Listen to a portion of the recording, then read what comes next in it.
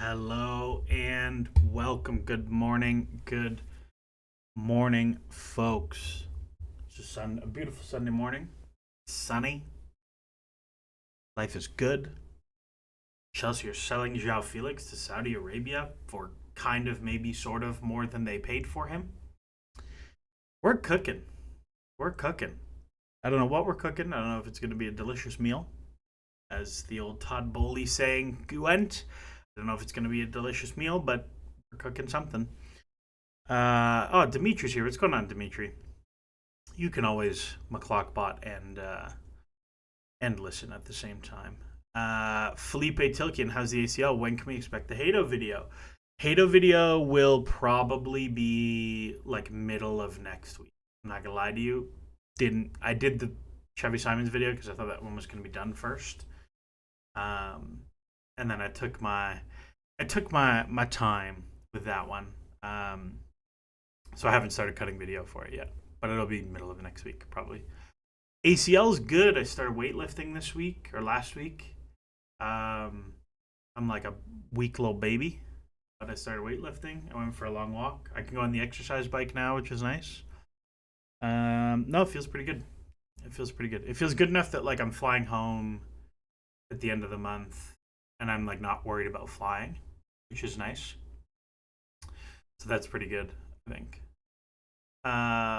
What does my expected roster for the upcoming season look like? How many players are you hoping to carry in the team? That's very funny because I was like, oh, one of the things we should do today is we should go through the squad list that I did a few weeks ago, which like things have very much changed based on the squad list. So I think this is something we can go through. Now. So like initially this was Petrovic, but Petrovic is gone. So Jorgensen is staying. Bergstrom is no longer at the club. So this will be somebody, hopefully domestic, probably one of the academy goalkeepers, but it's fine. But you do have to have someone there. You do have to have a third goalkeeper at least on the B list, I believe. Exercise bike feels great to get the legs moving after the ACL. Yeah, my surgeon has a saying. He says motion is lotion. And like, yeah, when I get on the bike, like I get on and it's really stiff and sore and it like doesn't move, and then you get going and it's really really good and it feels good.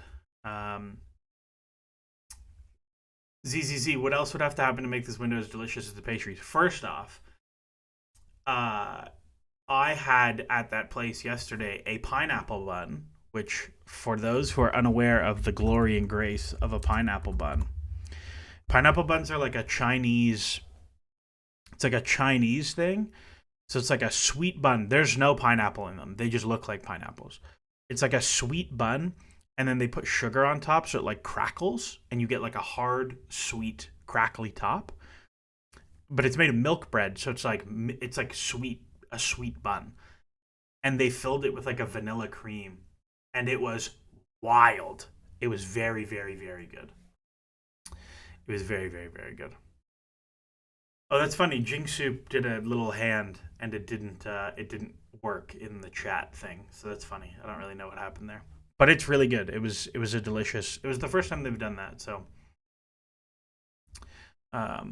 that's what I had yesterday. That's our weekly pastry update.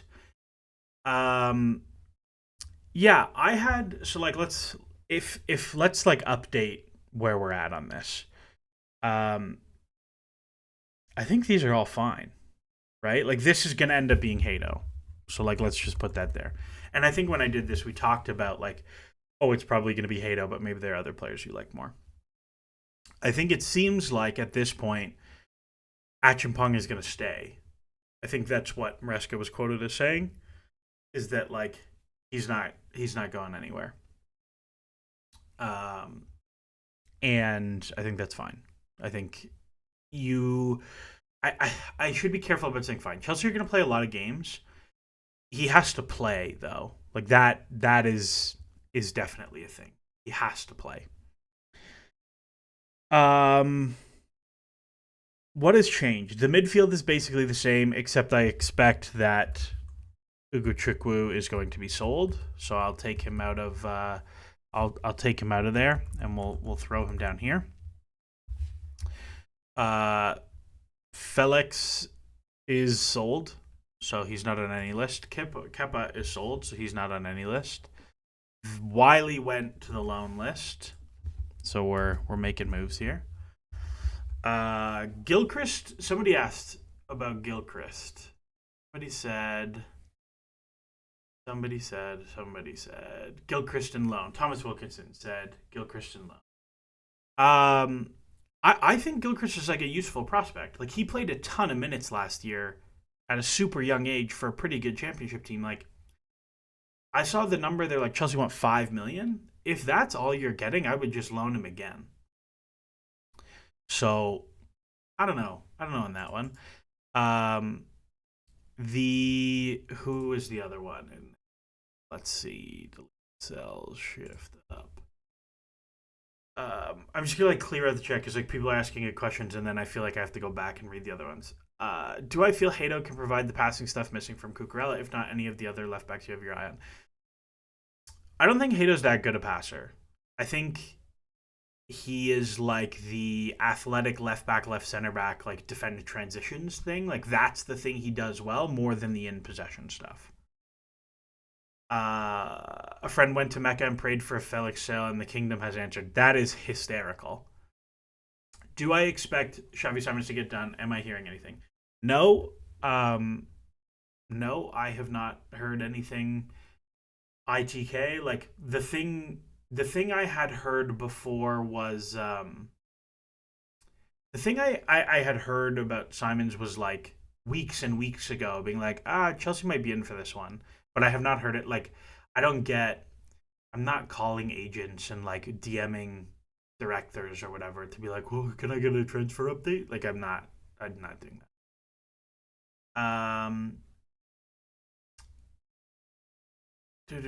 Thoughts on Donnarumma? Statford buns, Chelsea by the pastries. Incredible line. Thoughts on Donnarumma? I think Donnarumma is a good goalkeeper, but at this point, he's peak aged. He's not good with his feet, and he's going to want a gargantuan amount of money. I would not be into that deal. Total genius. Something Seb is very down on is the use and reliance of the club on specific agents targeting players who are clients of certain agents. Seems to have worked in the favor of on the Felix move. Thoughts? Well, it sort of worked in favor, but you had to take Felix in the first place. So, like, did it really work? If you look, it is very much true. Actually, I don't know if Transfermarkt will show it, because a lot of times they show, like, they have the actual player's agent, but they don't have, like, the mediating agent. Chelsea, even under Roman Abramovich, were like very pro using agents to grease wheels on deals. I personally don't like it. My opinion is that like agents are mostly they're necessary. But I think there are a lot of like when an agent takes a fee from the transfer and not as a percentage of player earnings, right? So like in the NBA, a player agent takes something like 3% of total earnings, right? So like their goal as an agent is to get their player to a situation where the player gets paid as much as possible for the entire life of their career. Their goals as a player and an agent are aligned. In football, agents get paid a portion of earnings, but it's smaller, and they get paid a cut of fees. So you are trying to move them. And so you look at João Felix. João Felix is like, whatever you think about him as a player, he has moved for like 200 million in fees, like 130 to Atletico. And that's not including agent fees. So like big chunk of that goes to Mendes. 11 million loan to Chelsea, there's an agent fee on that. 52 million to whatever. There's also like the loan to Barcelona in here. Probably an agent fee in there. Sale to Chelsea, probably an agent fee in there. Loan to AC Milan, big agent fee in there. Like the the goals of an agent and the player are like, they're not perfectly aligned in football. They're like diagonal. They're like this. They're like kind of aligned. Like we're vaguely going in the right direction, but not all the way. So I think Seb is right that there are problems with it. I do think there is a certain amount of like you just have to do it, right? Like I think there is a certain amount of you have to play the game with the agent. Um, it is just like the reality of if you want access to the best players, you have to play the game. Like I think like there was like people talk about how like famously Sir Alex Ferguson was like, I'm not dealing with this with agents, and like maybe that worked 20 years ago. I just think if you were today to be like, we will not deal with this agent malarkey, it's like the kind of people who are like, I'm gonna buy a house without a realtor. Like, yes, we all agree that real estate agents. Actually, I don't know if this is true in the UK, but for like the Americans and Canadians here, like real estate agents are like mosquitoes who seek only to steal value in real estate transactions. But they do grease the wheels, and like it does make it easier to have one. And somehow the amount of work they do is related to the value of the house. Like it's a very odd thing. I think long term, what you'll see is like uh, FIFA will cap agent fees on transactions, and you will see many more agent fees as percentage of career earnings will become a thing. Um, so I don't know. It is what it is. That's my opinion on it. Like he's right to dislike it, but I think it's also somewhat naive to be like, well, we just won't take part. Like I do think he's right that Chelsea have been like particularly willing to let Pini Zahavi and Ali Barat and Mendez like do their thing. That is a real. Um, do I think Tosin goes and Achimpong gets his minutes? No, I don't think Tosin goes. And I would from like a pure from a pure like optimal squad management, financial management thing. Um,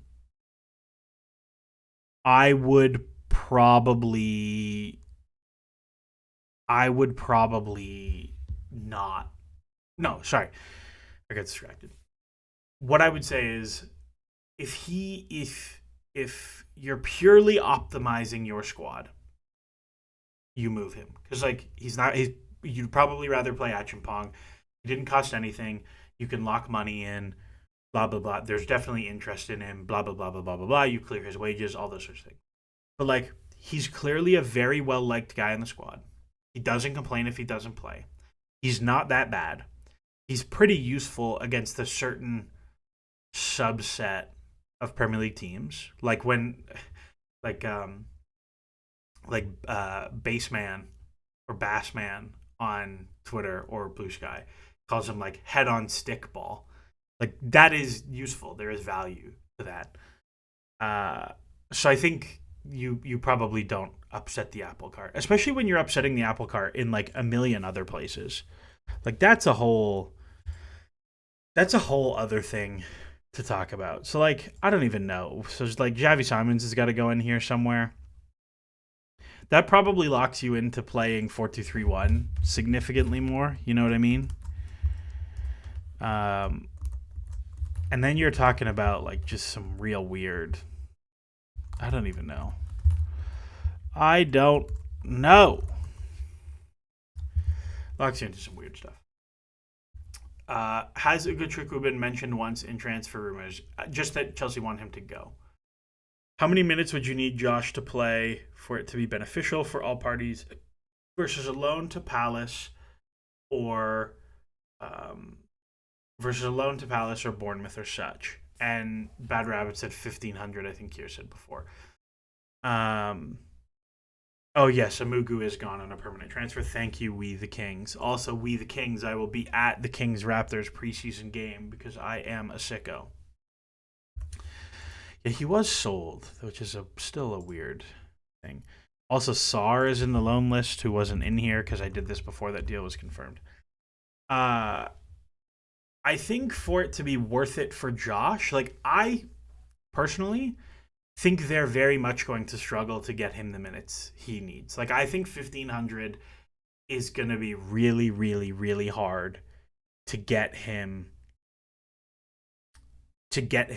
enough minutes, even across center back and fullback, and even factoring in like factoring in that like I guess I would do this. Like it would look like this. And then like that. And he would not go on loan. I think it's very difficult to get him 1500.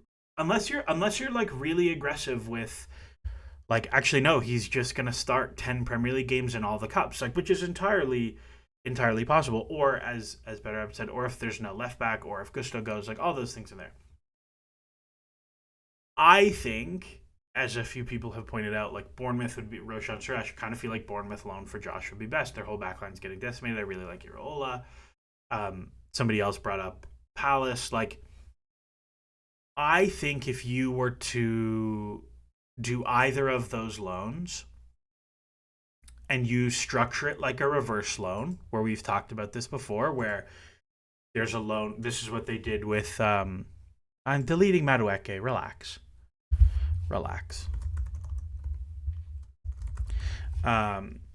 If you were to do a reverse loan, so like what Chelsea did with Armando Broja, there is a like a 4 million loan fee for Josh.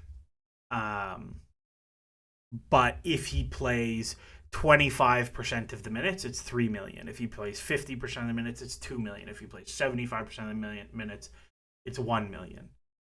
Something like that. And so they are incentivized to play him more. Where like Broja didn't play at Fulham and Chelsea just got 4 million, 4.5 million for him. I think that's probably the best way to approach it. Because Premier League loans are tough. Like if you're not useful for them, they're not going to play you. So you need to protect yourself on both sides. So I would probably do something like I would probably do Bournemouth and have him play center back over right back. I would have him do that because I think long term he's going to be a center back, not a right back. But like maybe he goes to Palace and he's like the outside center back in a 3, and that's like a good hybrid between the two. But I would be very pro sending Josh on loan to one of those two with a recall option in January. But that maybe if you want to protect the team you're loaning him to, he gets a the recall clause is only available if he's not playing X percentage of minutes, and then the fee is staggered by how many minutes. Kadar, would a championship team where he's nearly a guaranteed starter be better for Josh? I think Josh is far enough along as a prospect that him getting 2,000 Premier League minutes is significantly better than him getting 3,000 championship minutes, if that makes sense. As Colin Cinder says, like Prem loan sucks. Sometimes Andre Santos went to Forest, barely played 100%, and Forest were in a relegation scrap, and we're like, we don't think this guy can help us right now. So you have to be really careful. So that is certainly part of it.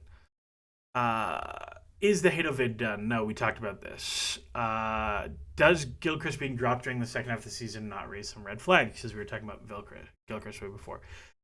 Maybe, but like he's really young, and like again, being able to get on the field as a young player is a tremendous predictor of future success.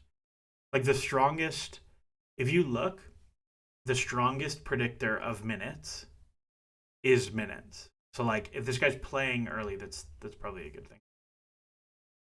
Would it be prudent to roll with Vega instead of buying Hato? The thing with Vega is he doesn't want to play left back. And I like Vega. Like I gotta be careful because I don't love Vega. But I think you look at him and you're like, you can get tucked into it. like transfer flow. Ted Knutson and Patrick Van Straten did a thing about how like he is he is a like, oh, this kid's probably going to be pretty good. Like Chelsea should not sell him early. I think they're going to make enough profit that it's probably worth selling him early. And I think Badiashile is like more content to not play. And I think Badiashile is better than Vega. So like you have to, from a squad perspective, I think it makes sense. But I think Vega is like an interesting prospect that if he was willing to stay and there was perhaps a better fee for Badiashile or something, I wouldn't be mad about him staying. But not as a left back. I don't think long term he's going to be a good left back. I don't think that's one. Diegsy is also Amanda's client. Somebody brought up Mlu12. Rumors said about Saudi interest in Cucurella. Would you be tempted, and who might replace him? So Dimitri put out a good tweet on this, and I don't know where it went. But he basically said next summer it makes a bunch of sense to sell Cucurella. He has 2 years left on his deal. So if you just think about this logically, right, for Cucurella, where actually I can just go back, because it'll be the same window. Where are you, Marky Mark? Mark Cucurella. So Chelsea paid 65. He signed a 6-year deal. He will have 2 years left on his contract. He makes a ton of money, and he'll be 28 next summer. So you're stuck in like a weird spot with him, where either you are extending him this summer, but if you're extending him this summer, it's probably going to be at a raise at what you're paying him now. And if we go to like, and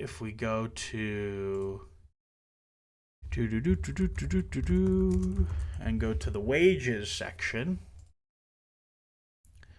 Oh, I think I can just go here. If I go to the wages section and I look at some of these wages, Marc Cucurella makes probably something like £9 million a year.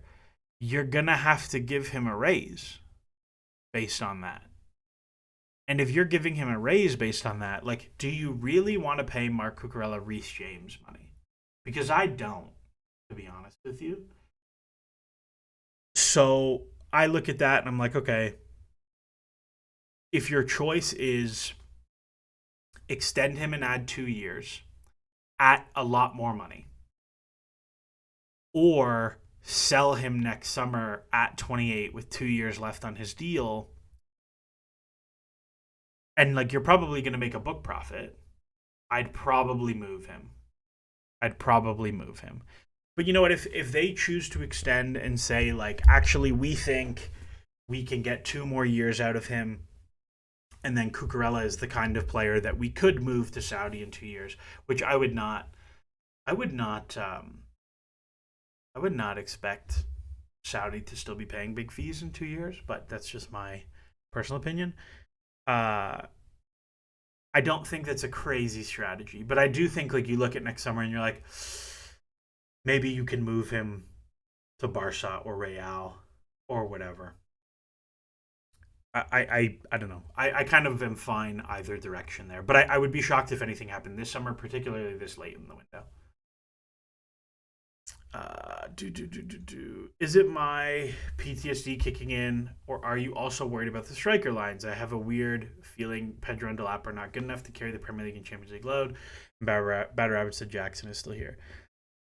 Listen, I would be personally very surprised if Nico Jackson is sold. I just think the number is going to be huge. And that's tough to do an outward deal.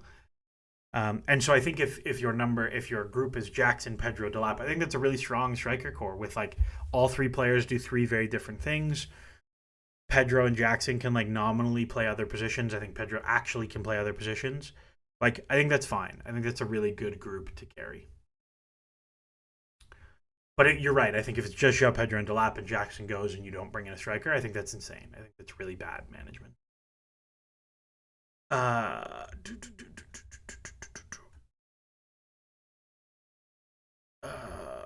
Sorry, I'm getting lost in the as somebody said. I think Pana said the chat is popping.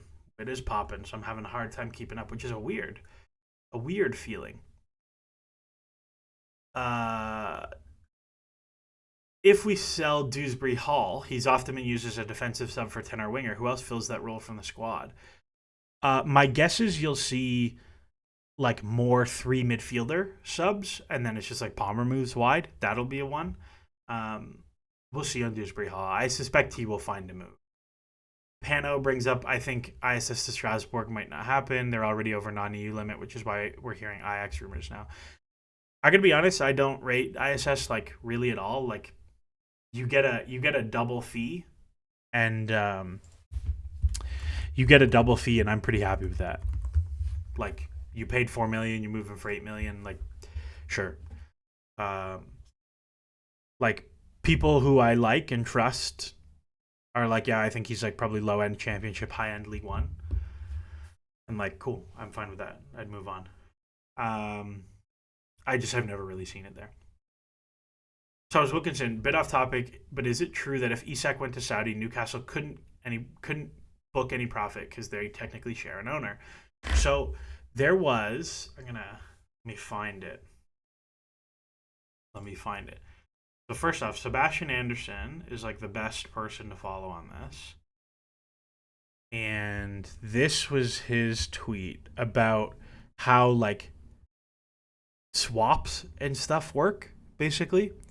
So when you do a swap, you have the option of saying like, we're gonna declare this a swap, and then it's booked very differently than whatever. However, he also has talked about related party transactions. For UEFA PSR, or for UEFA FFP, related party transactions are booked as net zero no matter what. So if he was moved to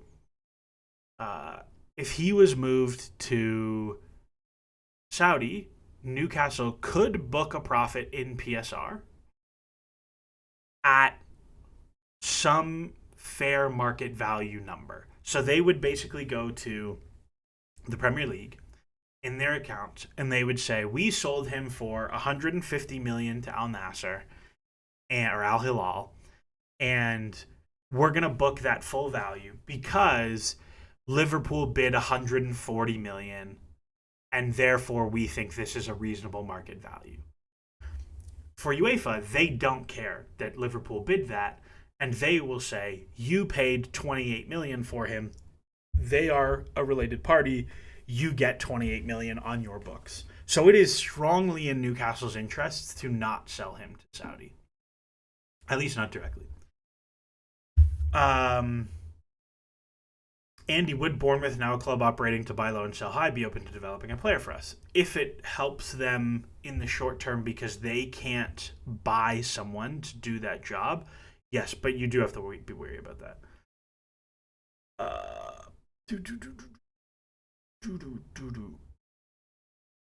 Cuckoo. Drew says, I really want to know what our title contention hopes are. Liverpool and Arsenal have some big names. So here, actually, we'll do something fun. So there's a big old ugly spreadsheet in front of you. To give you some background, I participate in a thing called Omni. It is like a gambling league across all of the sports. Last year, we won the league, me and my gambling partner. And so I play in a bunch of divisions. You can see there's like a bunch of divisions. There's like a dynasty league where you can keep some of your teams year over year, blah, blah, blah, blah. This is the baseline of the same model that I use to predict points. And to give you some background, the Premier League is not in here, but the Champions League is. So to give you some background on this, I have Chelsea as 1, 2, 3, 4, 5, 6, 7. I have Chelsea as 8th to win the Champions League. So like 4% chance at winning it, 8% chance of making the finals, 20% chance of making the semifinals. That's how I have them modeled out. So if you were to compare them to the Premier League teams, they would be fourth of those Premier League. I still have them. Yes, we do have New Next Dragon Bro drafting teams for the Little League World Series. We do have the Little League World Series. That is in there. I will not lie to you. So is the Kentucky Derby. So we got a lot of weird things in there. But it's based on like bookie odds, and then you do some math to correlate it back to points and stuff like that. The soccer model does a lot more than this. But the point being that based on this, I have them something like fourth, and like a reasonable distance between them, City, Arsenal, and Liverpool.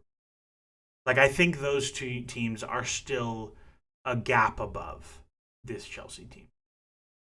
I think it's like, I don't think it's going to be huge, but I think from the start of the season, like if you look at last year's Premier League table, Chelsea finished with 69 points.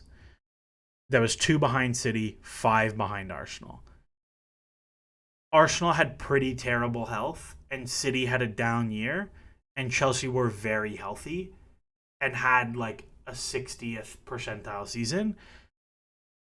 Like, I think this gap last year was probably bigger than 2 and 5 points in terms of real ability. So, I think Chelsea will put up 75 points this year is probably the number I would put right now. And I think they'll still come fourth. You know what I mean? Which is always a weird way to do that. Anyways, that's my gambling. Enough gambling talk today. Jonathan, I don't even want to pay Reece James. Reece James money, fair. I think he's on a lot of money. I wish his contract was just like better incentivized to appearances, but like, I don't know. When he signed it, we didn't think he was going to take this.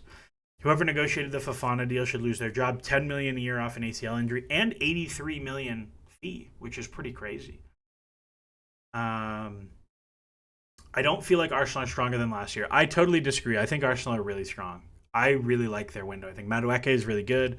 I think Gyökeres is like, even if Gyökeres doesn't hit, when Havertz was not fit, they didn't have a striker the whole year. So like at worst, you have Havertz and Gyökeres to spell you. And Havertz is like very good. Like he was very great when he played striker for them last year. So I think that's a big one. So we'll see on that front. But I quite like them. Rahul, what's the plan if Simons, Gittins, Kenda, Neto, Esteval, Pais are in the same squad? Does someone get sold? Yes, you won't have all of them the following season, for sure. Well, Kenda is also not going to be in the squad this year, and then Pais won't. Pais will go on loan, obviously. But the season after that, you'll reevaluate. I suspect that Pais will do 2 years in France. I think he's like pretty far away.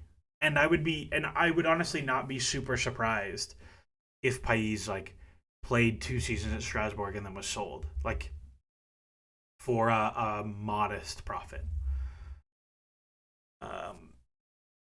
What should be the expectations for a front four of Simons, Palmer, Estevao, Neto behind João Pedro? Do they close down Liverpool? No. But like 2 of the players in that lineup aren't starting. I don't think. What about Jackson? What about Jackson starting left wing for a few games in the first half? The way he plays, it'll be a good fit. I don't like Jackson as a left winger. I don't see it. It's not the one for me. Who would be the striker we bring if Jackson gets sold? Surely not Sesko. I think they would go in for Sesko, but there is a reason to me.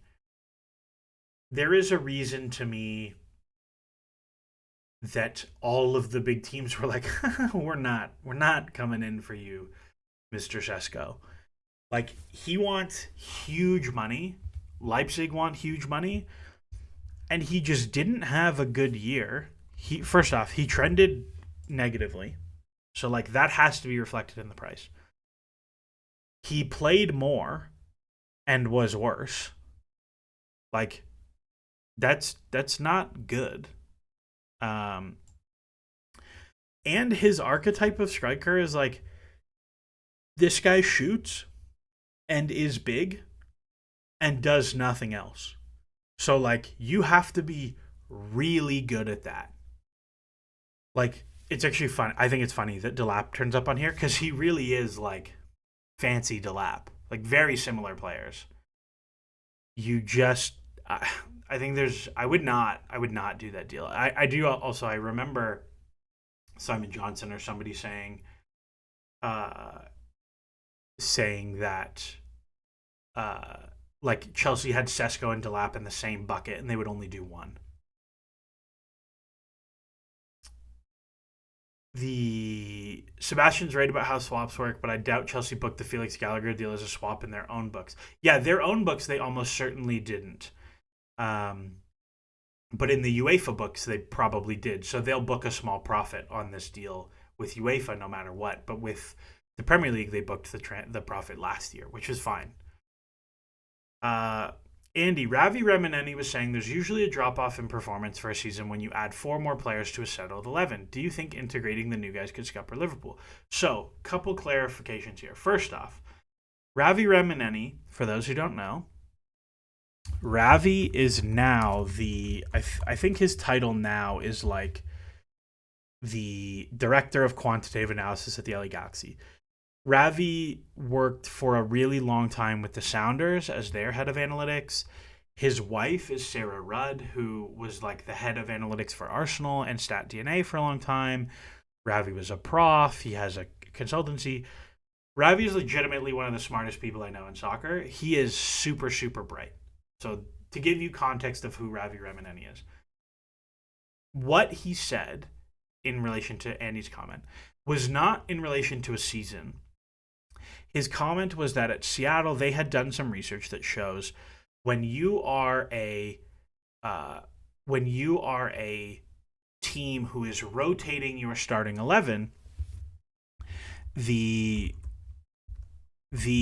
maximum number of players out of your first choice 11 that you can rotate without seeing a decline in performance is four. Anything more than four, you see a problem. We at ASA looked at this because Jim Curtin said, from his data part, Jim Curtin, formerly the head coach of the Philadelphia Union, said you can rotate, but the data shows if you rotate four more players, you lose, which is a bit dramatic. But we looked at how many players you had to rotate out of your starting 11 to see a negative performance. And what we saw, where you see that there starts to be a decline, is that when you play badly, how many players you change doesn't matter. If you play an even game, 4 is about the number. And if you play really, really well, it's like 2 or 3. And so it is real, but it is in relation to squad rotation. It's not in relation to like your squad year over year. I do, however, think in relation to Liverpool's deals, like if we pull up Liverpool, they've done a lot of business and a lot of it good and expensive. But like they're going to have to play a pretty fundamentally different way. So like if you look at the outbound, so Kwanzaa goes out. So they have and Nat Phillips goes out. So they have legitimately no center back cover, and it is July 27th, which is an open question of like, who are you going to get? Kelleher goes as a backup. Mamadashvili comes in, no problem. Trent goes, no problem. They bring in Freddie Woodman as the third choice keeper. Okay. They bring in Frimpong nominally as a right back, Kirkez as a left back. Andy Robertson is aging out. Okay. I think Kirkez is like a pretty like for like replacement for Robertson. I think that works. I think Frimpong is similarly offensively gifted to Trent, but very differently. He's also like a bit of a disaster in transition. Or rather, like, he's just so high all the time. You know what I mean?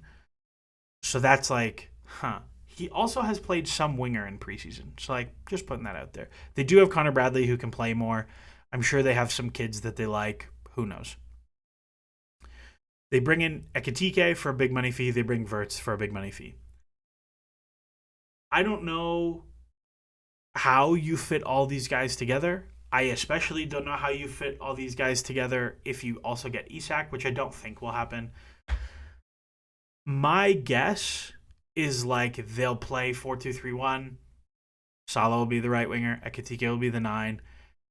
Wirtz will be the 10. They sold Luis Diaz, which gives them to Bayern Munich today for a big fee, which gives them options to play Wirtz as a left winger, which I think we'll see a lot of. And then he can come inside, and Wirtz can, and Kirkes can go around. Like there's options there.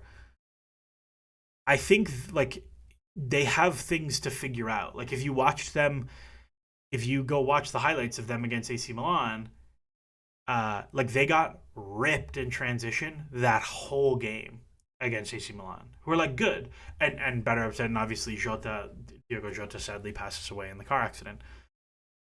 Like they have some work to make this team make sense. And Arne Slot's a very good coach. Like I would back him to do that. But they have some work to do. Eden Hazard says Isak is definitely happening since Diaz got sold. I would not lock that in. It's a lot of money. I just think they got so much money for Diaz. They're like, we'll figure it out.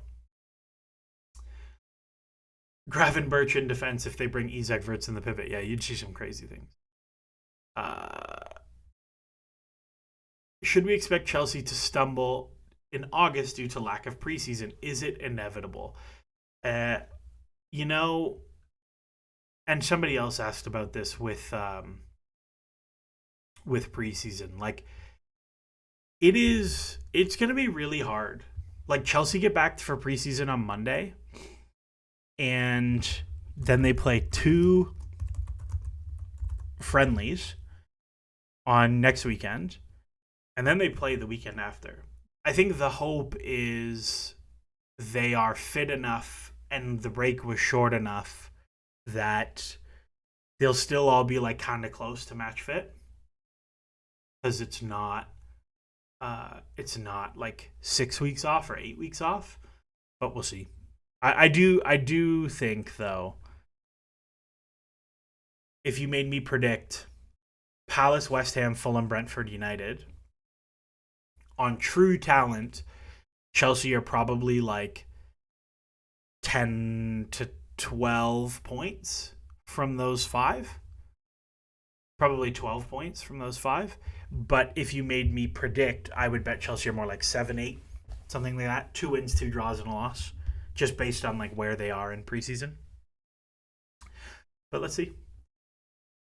Out of curiosity, do we have this for WSL Women's Champions League? No, we don't. Where can I learn about doing modeling like this? I don't know. I just like learned a bunch of math, and then I got into gambling, and then I met guys who were like much better at gambling than me, and then like that's how I did it. So I don't know. I don't think there's like courses.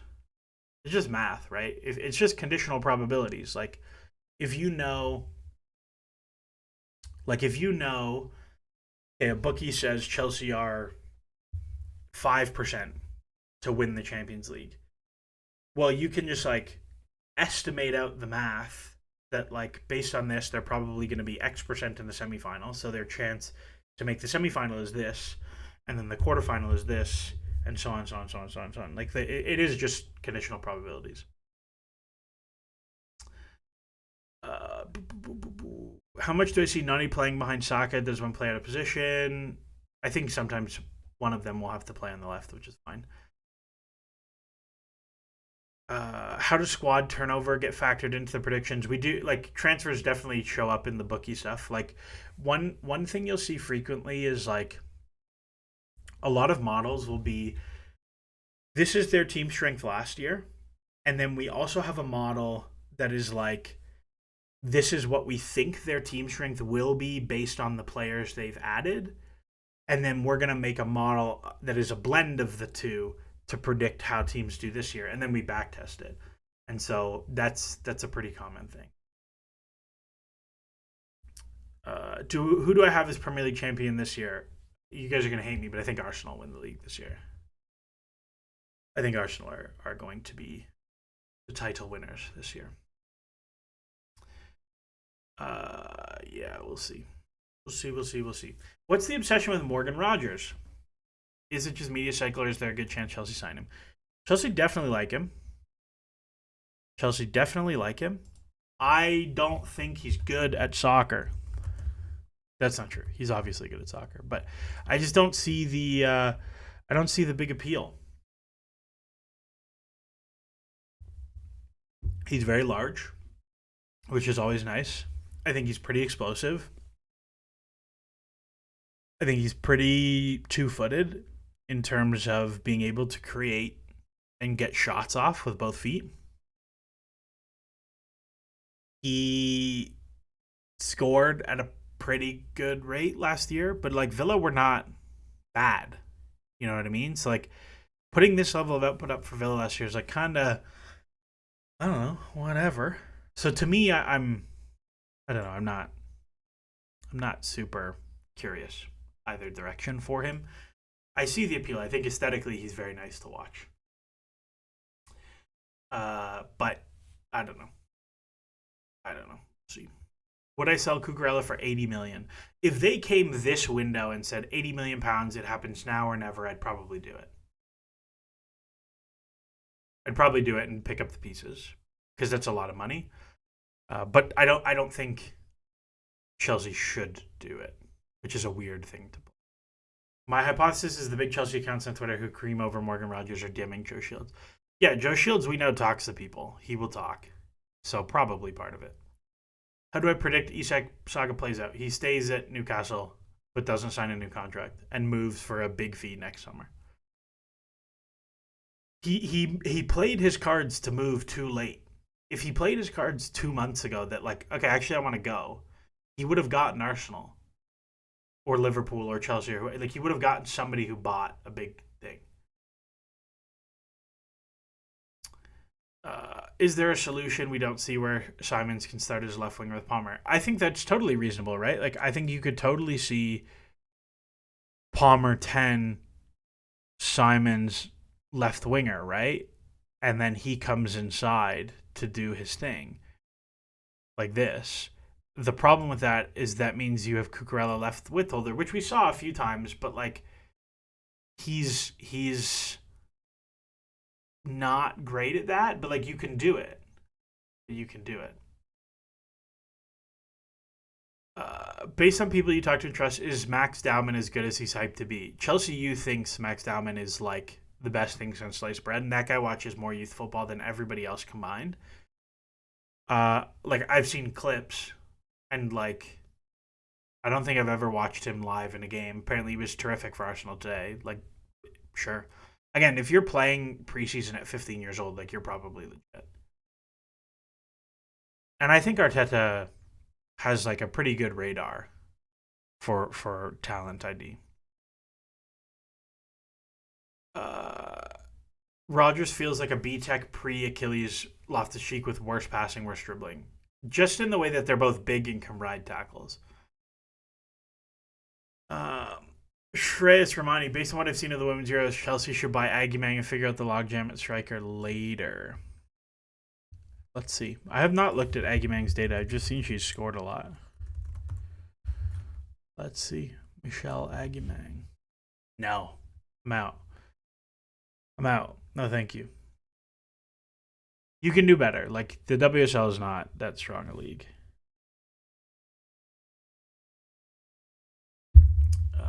If I'm picking between Simons or Rogers, I'm picking Kudus. Yeah, but I don't know. I don't like Kudus that much. I think Simons is better than Kudus. Arsenal, are you going to make excuse for them after they flop again this year? I'm sure they will use injuries again as an excuse.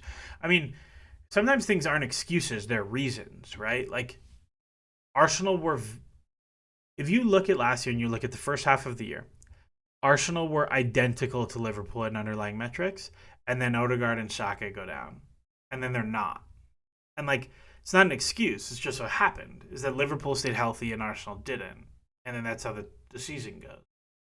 I think Arsenal addressed, like, pretty big needs in getting Zubimendi. I think adding Madueke is a good deal. I think Gyökeres is going to be pretty good for them. Like, I don't think he's going to score 30 goals, but is he going to score 15 goals? Probably. I think they're excellent defensively. Like, if they have better health than they had last year, are they a title contender? Yeah, I think so. Um, Chelsea youth. I hate how impressed I am by Dowman. I don't like Arsenal having nice things. There you go. There's your answer from the eminent authority on the issue.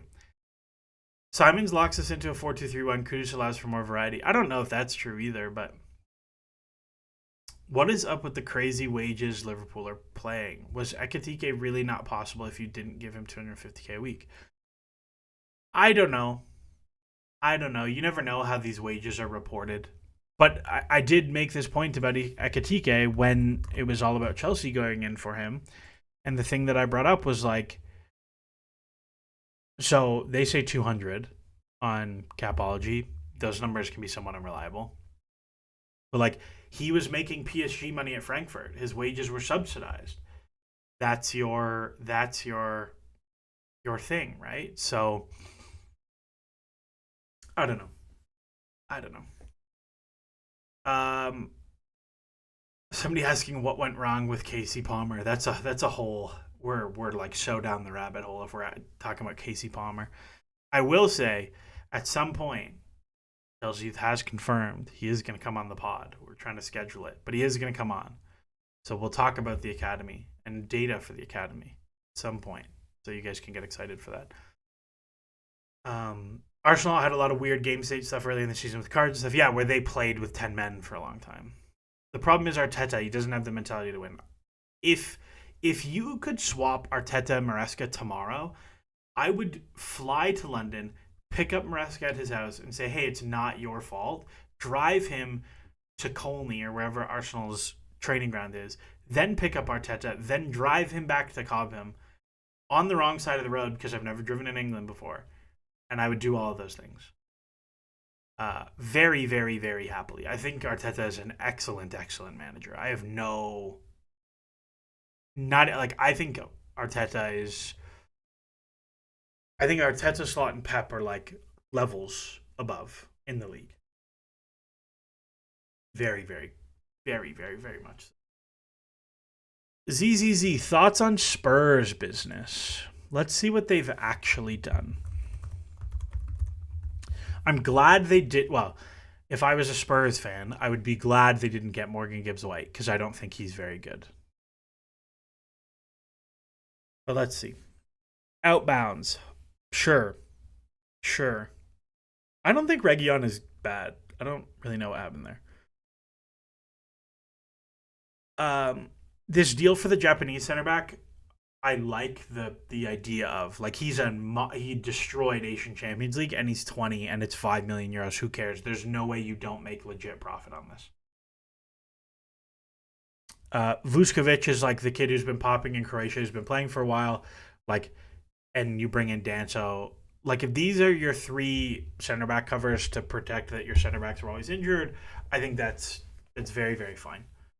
I think that's very, very fine. I don't like Tell. I would not have paid this price for Tell. I think that's like a pretty big risk. I would not have done it. I think this is way too big a fee for Kudus, and I don't think he solves that many issues for them. Maybe he's just going to play as a right winger and he's going to dribble past guys and like fine. I can tell you that LAFC and Sun is like a real conversation. I don't think it'll end up happening, but it's a real conversation. I really like the appointment of Thomas Frank. I think they desperately need a deeper midfielder who can pass.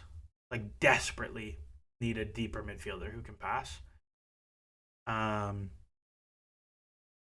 And that's kind of the main one for me that I'm like, I don't know. Okay. I think their business has been okay. Arteta's morally bankrupt. He's a weird guy. I agree with you. He's probably a weird guy, but I think all the best managers are weird guys. And people are right, like, about the Partey stuff. But what I'll say is, like, I agree with you. Like, Partey should not have been playing. But at the same time, I don't know. I want to be really careful here. I don't know that it's a realistic expectation that Arteta should be the one to say you're not playing. I think that has to be a club decision. I don't know. I think those situations are like much less cut and dry than people say they are. And like again, if I am in America, so I can say, well, actually, I don't know if I can. Well, whatever. UK libel laws are different, but nobody's suing me on stream. Like, if he did what it is alleged of doing, it is like objectively the most horrible thing ever.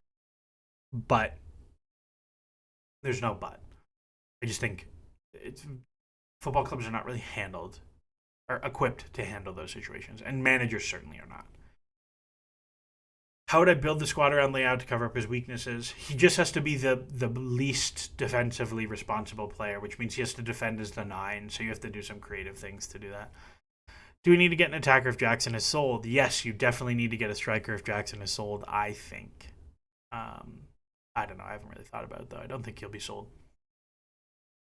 How did the loss of Fofana and Lavia impact our defense, specifically goals conceded?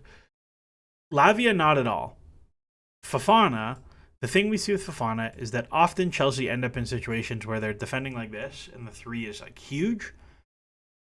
Fofana is like a tremendous depth defender. He's also pretty good at like following guys into midfield if he ends up in like really awkward pressing situations and winning it high. So like his athleticism is nutty. Nutty.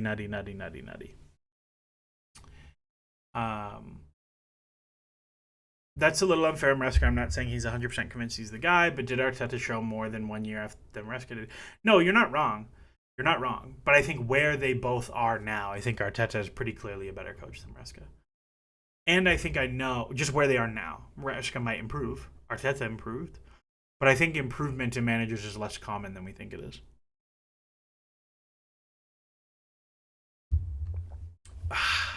Cold water. We'll see. My thing with Thomas Frank has been Brentford have a lot behind the scenes analytics. I'm not sure how Frank does with that support. Spurs probably have some stuff going on, and Frank will take some of the stuff he learned at Brentford, right? Like, one of the things you'll hear people who've left Brentford talk about is how at some point when you're there, they teach you stuff, and then you take it with you. So, like, Thomas Frank was their coach for quite some time. He learned a lot of things that he will bring with him to Spurs.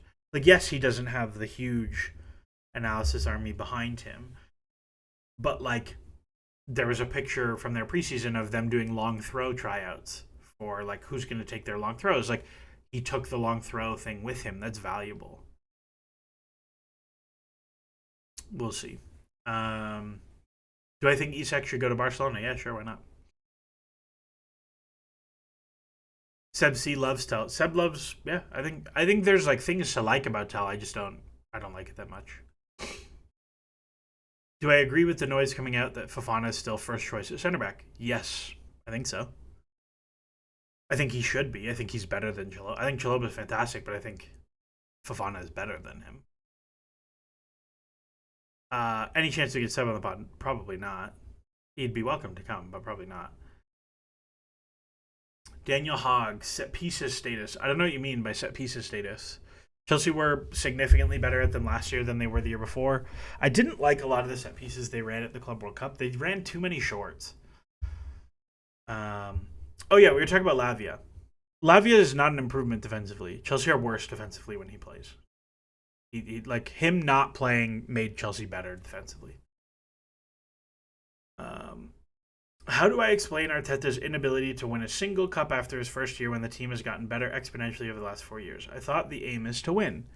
Well, the fun thing is, sometimes you're not the best team and you win. And sometimes you are the best team and you don't win. And the funny thing about soccer is, like, there's not that many competitions. So, like, sometimes, put it this way. PSG won the Champions League 5-0. They beat Arsenal 3-1 on aggregate. That's not what I wanted. This is what I wanted. This is the XG for that game. Do you know what the win probability for that game is? A game they lost 2-1. The most likely outcome from this game is 3-2. Actually, it's probably more like 3-1 for Arsenal. Like, I think that's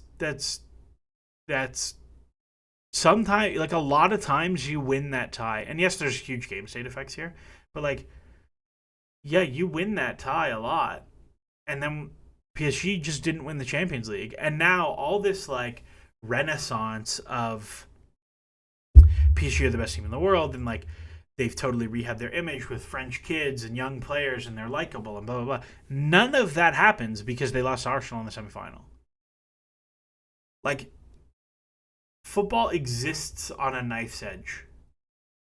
Like, people get jobs and lose jobs because of like entirely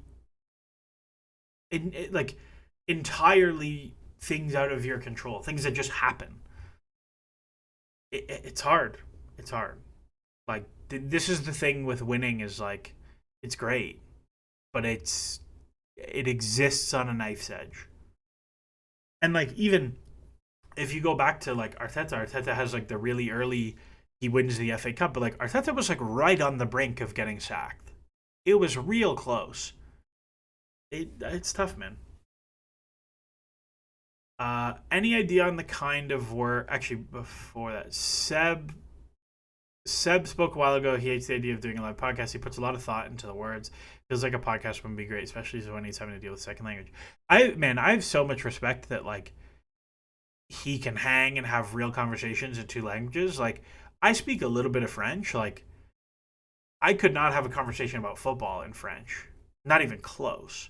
And it is fair. Like, I'll say, like, there are definitely times on the podcast or streaming or whatever where I will say things wrong, or I will say like I will be I won't be as considered as I should be about the topic I'm talking about because it's live and because it's faster. And like, sometimes you say things off the top of your head, or it's like if I was writing it, I would go check first. You know what I mean? Like, I remember I went on one time, I went on Goldberg's stream to talk about transfers, and we were talking about Rafael Leao, and I was like, I like Leao, but like, I would never do that deal for X, Y, and Z. And one of the things I talked about was like, he doesn't do enough as a creator for other people. And one of the things I said was like, oh, he doesn't have a strong XA in there. But I wasn't thinking about Rafael Leao when I said that. Like, I was just wrong for saying that. Rafael Leao's XA is like pretty good. It's like 85th percentile. But in my head, like, I still don't think he's a great creator. Like, but mostly in that, like, he's so high usage and he's so bad defensively that like you don't get enough creation for the trade-offs. But like, that's not what I said. And so you have this trade-off of like saying things live versus whatever. You know what I mean? So I get it. Any idea on the work being put in by Sachin Gupta, Chelsea's analytics chief since September 2024? I think what I've heard, obviously not specific things, but like I've heard Sachin is very good. That he's building a lot of like useful tools for people, but he doesn't have a tremendous amount of like decision power. That's what I've heard.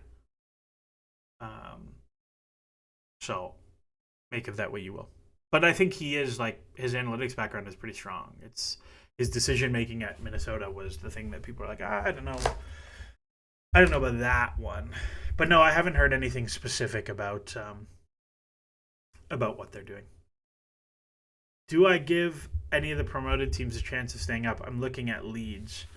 I think that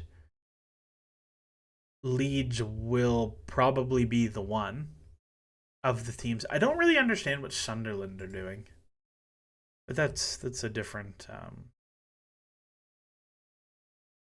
I just want to go to the Premier League and see. So I don't even know who the third team is. Sunderland, Leeds, and who? Oh, I guess Burnley are back up. Let's see. Let's see. Burnley, I know, had like really bizarre metrics. Like they conceded 16 goals for 39 XG, which is hilarious.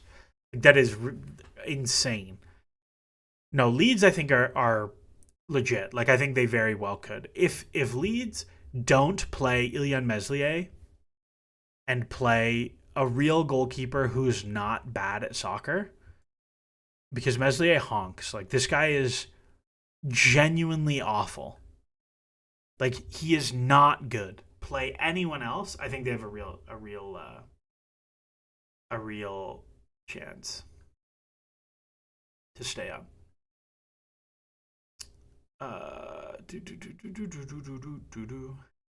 Je m'appelle Striker. Yeah, Goldberg Pot is a jungle. Yeah, it's pretty crazy out there. Sorry if discussed already, but are there any defensive players you would get, center back plus goalkeeper, or happy with the squad assuming Trev goes? Yeah, I'm not itching to do anything. Like the Minan deal, I would have done if there was like a good deal to be done, but I'm not paying it. I'm not paying like a big fee and big wages for him. I don't think he's that much better. I do. There's a small part of me that is like, Sanchez was really good at the Club World Cup, or at least against PSG in the final. And I'm like, I like, I'm ready to get hurt again. I'm ready to get hurt again by Bob Sanchez. Like, when he is not stupid, he's actually good, man. Like, there's something there when he's not stupid. And, like, I'm ready to be hurt again by Bob. I'm ready. I'm ready to be hurt again. Lucas Perry, that's some nice shot stopping numbers. Oh, yeah, sure, man. Great signing for Leeds. You'll take that every day of the week. I don't think the Brazil stuff will translate, but like, okay, sure, take it. He's probably better than Meslier. Sure, why not? I also saw PSG run for Chevalier, which is interesting. But at center back, no, there's not really anybody I'm into. On the Leeds flip side, Daniel Farke is consistently not a good manager in top flight football. Maybe.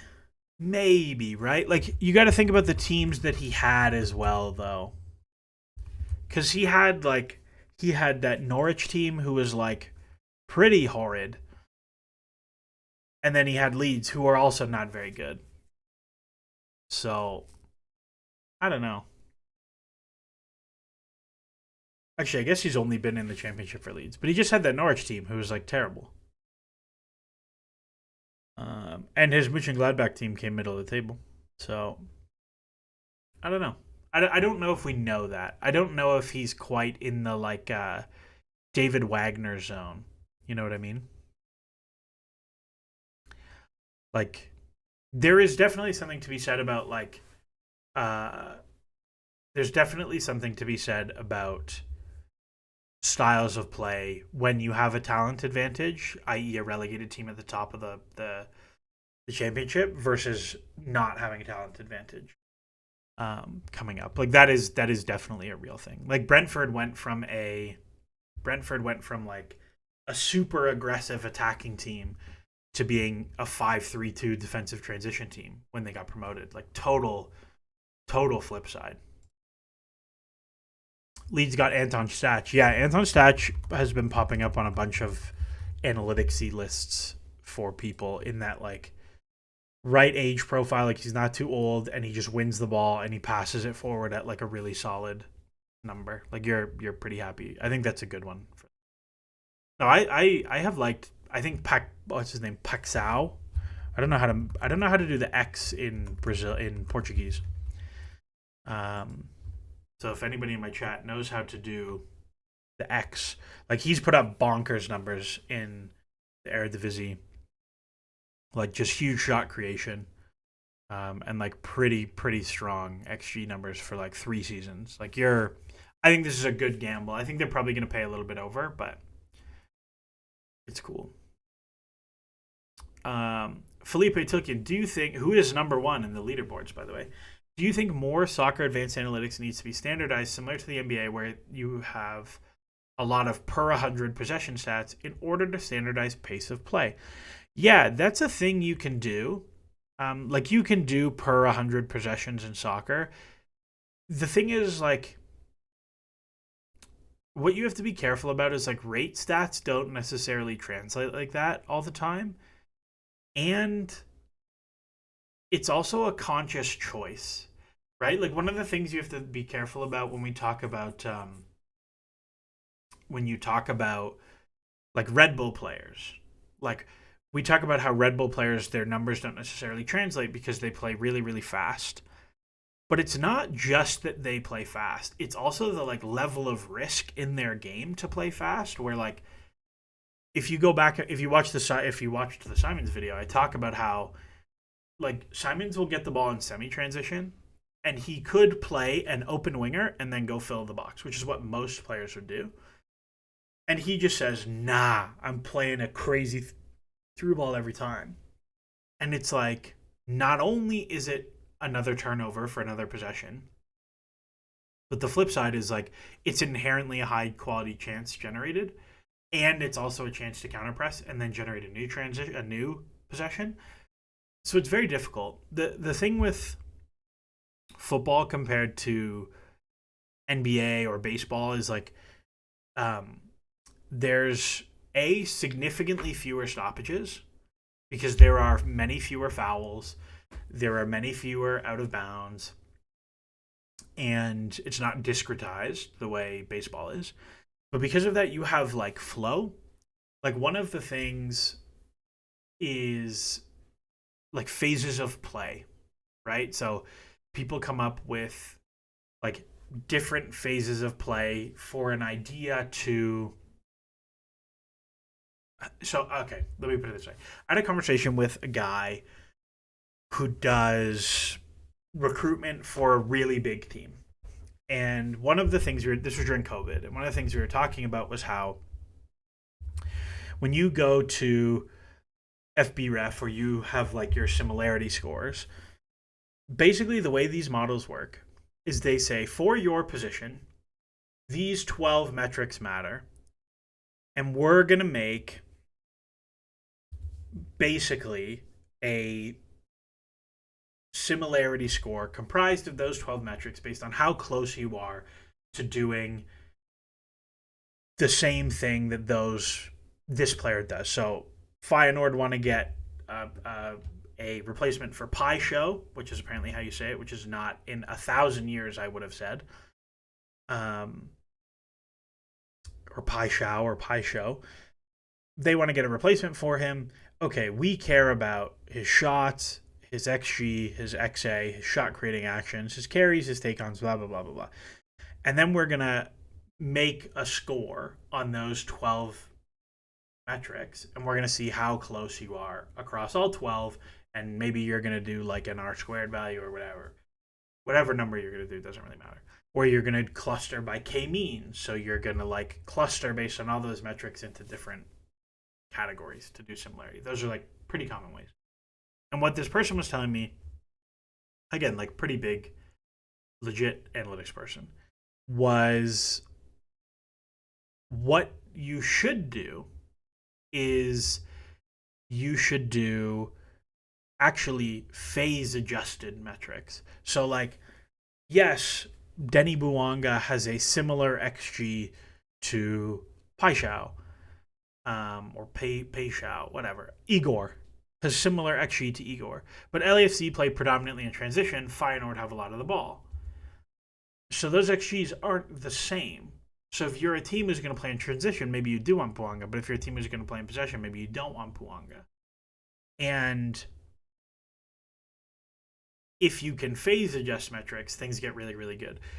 However, it's really, really hard to say this possession is a transition, or this possession is against the low block, or this possession is somewhere in between, or this possession was against the low block, but we did all these cool passing things to make it into a fast attack. And so it's really, really, really, really, really hard to have good phase of play models because in a possession, you start from a goal kick. The team comes to press you. This is a build-up moment. You break their initial press.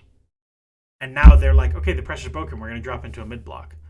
Well, when do you call it a mid-block? When is the press broken? When is this happening? Blah, blah, blah, blah, blah, blah, blah, blah. If you can go look at, like, even with tracking data, Second Spectrum have an excellent phase of play model. It's really hard. It's really, really, really hard. So the flow of soccer does make analytics really hard. It's still very worth it, but it makes it very hard, is the very long answer. If Rodrigo becomes available, would you get him, or is that void filled with Simon's out? It is definitely an either or. I would probably prefer Rodrigo between the two, but I haven't thought that deeply about it. Do I think Liverpool going for Isak and Ekitike makes sense? That's real hard. I don't know how they're going to make that one work. I'm not going to lie to you. Thoughts on Garnacho? I like Garnacho better than Xavi Simons. I'll put that out there. Leeds also signed most of their guys over 6 foot. Is that a suitable transfer policy to aim for promotion? I think the height thing doesn't matter. I think what matters is how good you are in the air and how strong you are. And height is part of that, but the height itself doesn't matter. I think having guys who are good in the air, I think having guys that are good in the air is valuable, but they don't have to be tall to do that. Bad Rabbit says, when you see your DM, know I hit enter by accident. I don't know what that means.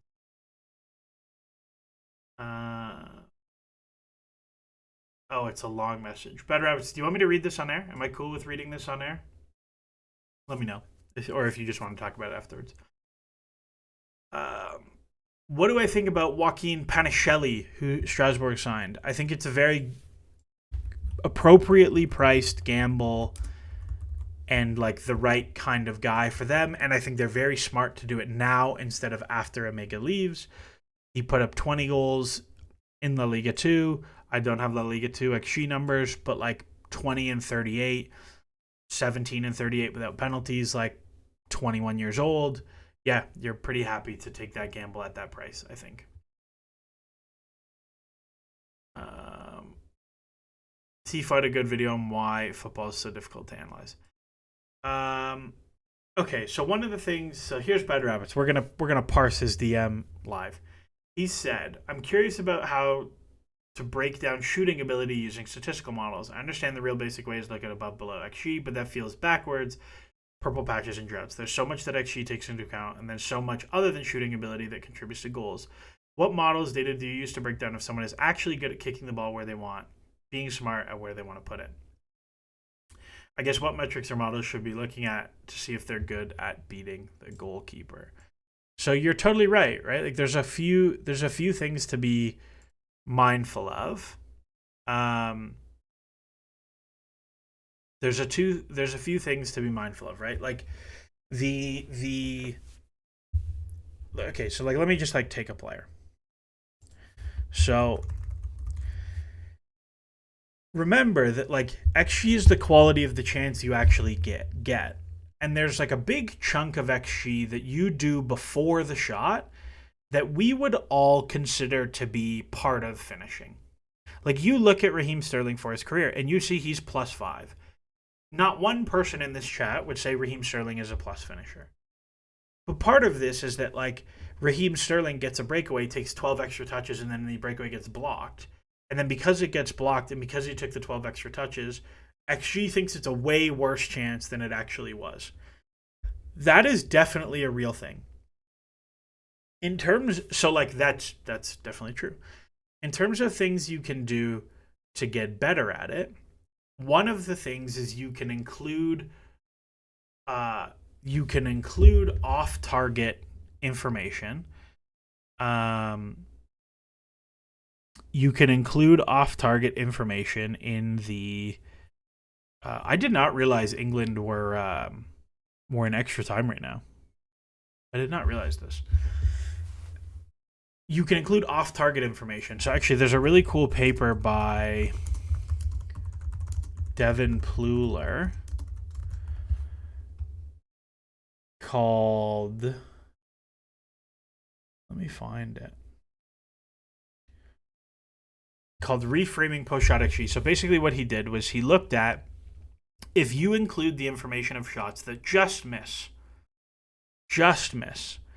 um, like, can you get more information? Because like a player who misses way wide versus a player who just misses, like there probably is some information there in just missing, and what he saw was that actually if you include the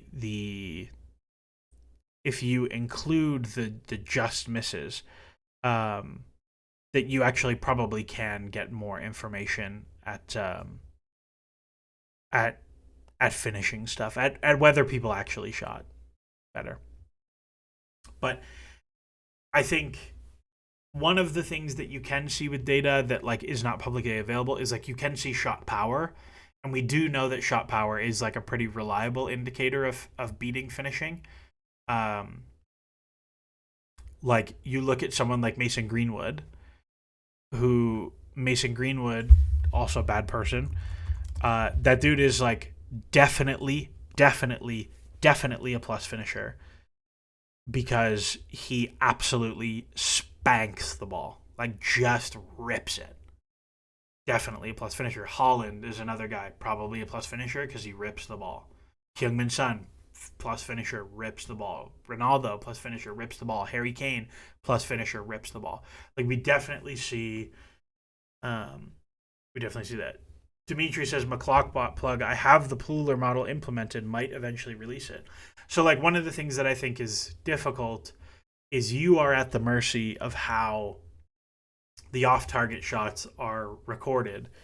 And I think I have a lot of skepticism about how post-shot XG coordinates are recorded. I think it's not super reliable. But nonetheless, I'd be curious to see how much it makes a difference. So I think that's the thing. Like there definitely is you can definitely see with ball striking. However, I think one of the things, I think we just get like way too caught up in finishing where if you close your eyes and you look at every player who has ever played and you look at the total spread of XG beating, by volume, other than Messi, it's just like everybody is in plus or minus 10%. And is it valuable to know that that guy is plus 8% instead of 0? Yes. But it's just like so much less valuable than being like, actually, this guy has 10% more XG, which is really easy to tell. And we get really, really hung up in the finishing thing. And like Ekatike, there was like an interesting conversation with someone on Ekatike where, let me see, I followed them recently. Ooh, this guy, Rohit Kumaran, because he posted a thing about Ekatike and angles. This was the thing. Let me zoom in because it's kind of hard to see. He posted this thing on Ekatike and angles. Discordant football. A bad player with a good chance has a better chance to score than a good player with a bad chance. 100%. So basically what he did was he took all of Ekatike's shots and he broke them down by angle to goal and then number of touches and time to shoot, basically how much time he had. And one of the things he like comes up with is like, well, he's not finishing from, like he's behind his XG from certain angles. Like, oh, from 15 to 30 degrees, so like this triangle here, he's best. And then from other angles, like, oh, he's really bad from 0 to 15, so in the middle. Like, and he's like, it's because of the angle that his hips take. It's because of the angles that his hips take that, like, that's why he's behind his XG there. And then, like, oh, he's behind from bad angles and whatever, and blah, blah, blah, blah, blah. I look at that and I'm like, I don't know. Like, the guy just puts up a huge amount of XG. Who cares? You know what I mean? And then I also think like you just need tremendous amounts of sample size to see it. I think one of the things that you do that is really interesting, and there was a cool piece the Athletic did talking to a bunch of like analytics people, and they said, and one of the things that consistently came up was like, hey, can we get way more training data? Because one of the things we talk about all the time, right? And I said this with Xavi Simons, like I think Xavi Simons is probably a plus finisher because you look at his career worth of shots, and if I go all competitions for club, for country, all of the above, he has taken almost 300 shots. That's a real sample. That's like not nothing.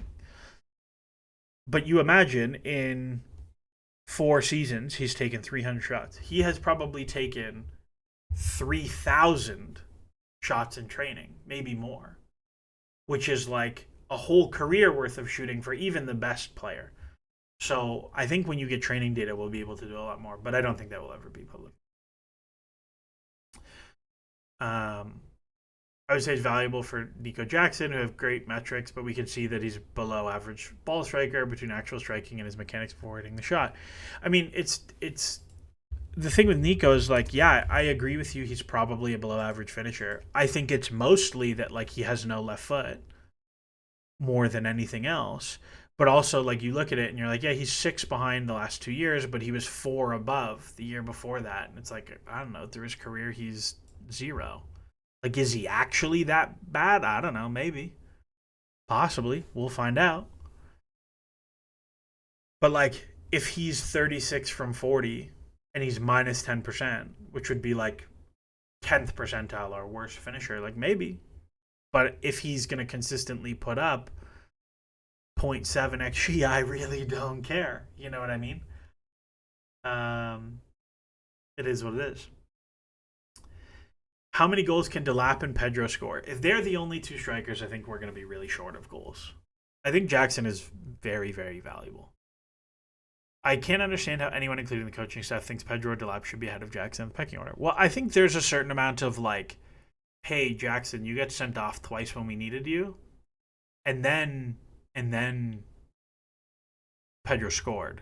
So you're like, well, I'm going to keep playing him. So I think it's fair. I think, again, I would be very, very surprised if Jackson did not play a significant amount of minutes for Chelsea this year and was pretty good. Like, if you made me project his season right now, it would probably be similar to last year.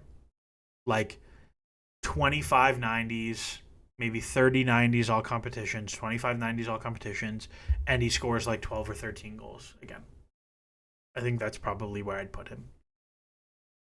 Something like that. And I think you'll see like in the league, my guess is it would be something like of the 38 90s, it will end up being Jackson plays like 20 or 18, and then João Pedro and Delap play like 10 and 10. Something like that. About the training data, adds to my feeling that multi-club seems good ideas. The metrics you'll be getting on players within your multi-club group will be far greater. Plus for Strasbourg. I mean, everything about the multi-club model from like a pure operations perspective is positive. You have a much bigger network to scout through. You have more employees to scout with. You have, if you're someone like CFG, which are New York City or Man City and New York City FC, they have like 15 clubs at the top, and then the sub-top, and then like top division but bad, and then the top of second tier, and then middle of the second tier, and bottom of the second tier, and in like 80, in 12 different countries, 15 different countries, with different levels of ability and with different levels of ability and whatever, like it's much easier to recruit and place players and move them up and make money all the way through the pyramid. I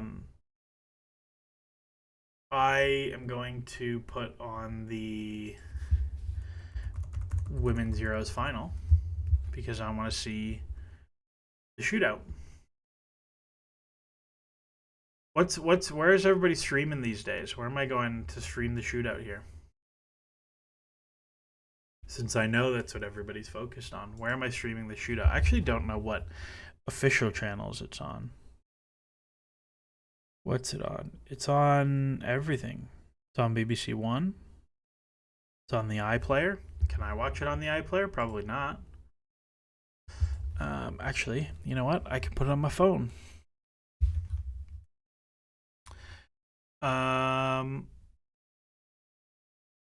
I'm in the UK, so BBC. Thank you. Thank you for. I'm not in the UK, so that's helpful. What do I want? I want BBC. Pause. Let's see. Where's BBC One?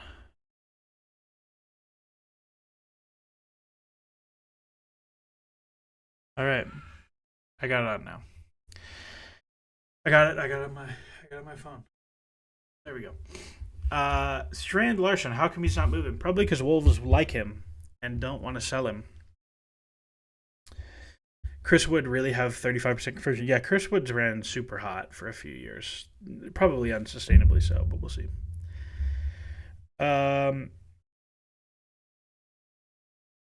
How do you evaluate center backs analytically? In an article on The Athletic, Sarah Rudd claimed Arsenal have nailed it and they've gotten their center back signings right for the most part. Yeah, I mean, they have. Like if you look at Arsenal's signings, Arsenal all transfers. I am watching it on the BBC and I am watching it on a totally legal and viable streaming platform. Yeah, so if you look at like Mascara for 15 million, like at that price, it's a can't miss deal. I don't even like Mascara that much, but there's no way you lose money on him, and he's like probably fine to play for you. I think the Calafiori fee is high. He's like somewhat left backy, somewhat center backy, but like pretty good player. Timber, I think Timber is like very good. Again, center backy, right backy. Kiwior, they didn't pay very much. He's left footed. He's probably pretty good. Like if you look at metrics wise, he hasn't played very much. And he's very young. And they will be able to move him for pretty close to what they paid. And like he's useful. Saliba is excellent. Who else is in here that's a center back? Ben White, I think, is one they probably want back. Tomiyasu, again, cost them very little. Trusty cost them nothing from MLS. Gabriel, you're really happy with that. Pablo Mari was super cheap, didn't work out, no problem. Saliba, excellent. Luis, again, cost them nothing. Like, yeah, they definitely have nailed the center back stuff. In terms of how you evaluate them analytically, it's the hardest position, in my opinion, to evaluate analytically. Because, like, you can look and, like, you want to see a solid amount of passing, but, like, you also see dudes who put up, like, 15 progressive passes and they're a sieve the other way. You want to see aerial duel percentage, but, like, Saliba is an excellent center back, and if you look, like, just doesn't contest that many aerials, so he doesn't turn up. And then if you want to measure ball winning, like, ball winning is more symptom, particularly center back ball winning, is more a symptom of your team being bad than it is of your center back being good. So I think it's really hard. Like, I think it is, to me, the things I really like to see is, like, I got to see, like, a baseline level of passing. I got to see a baseline level ability to dribble out of pressure. I want to see a pretty high 1v1 duel success rate. And I want to see a pretty high aerial win success rate. And if I can hit those four, like, I'm cool with looking at other guys. Like, Beraldo got ragdolled in the Club World Cup, and he's, like, a little bit undersized for me. And you look at it, and you're like, the passing is amazing, though. And it's like, yeah, but the passing is because he plays for PSG. So, like, what does that actually mean to you? Kim and Jay is, like, pretty good, I think, but he's like slow and can't defend in depth. So like he doesn't turn well. It's like, what does that mean? Um, so I don't know. Is Colwill that guy? I really like Colwill. I think he's come on leaps and bounds last year. I think him playing center back the whole year instead of being shuffled out to left back is like, um, I think is really useful. No, Colwill is like I think super legit. He's like a teeny bit small. Lord Flacker, would I be interested in Konate? If I was to get a center back this summer, it would have been Konate. And if he is not on, if he doesn't want a crazy deal next summer, like if he wants 200, not like 300, I'd be totally in for him next summer. I suspect he'll end up at Real Madrid, but I really like Konate as well. And he's much better in possession than Fofana is, so you could end up with some fun like Konate Colwill as a pairing would be pretty special, I think. Alrighty, who's up first to shoot? Andy, do I like Gehi? The narrative's appealing. No, I don't. That's not true. I like him, but I don't love him. I wouldn't pay the number it will take to get. I think he would scale pretty well to a big team, though. Let's see. Ooh, she slips and scores. I'm definitely way behind. So some people are like, oh my God, the shootout is over. ZZZ, can I read one of the chats I sent earlier? Yeah, let me find it, bro. Let's see it. Let me find it. Do you ever think because of the size your audience has grown? That one? Do I think because of the size my audience has grown? Better Rabbit says, wait, she hit it twice. That is no longer, I believe they changed the rules this year that if you like accidentally do it, it still counts. Or it's a retake, I think. If you accidentally hit it twice. Something like that.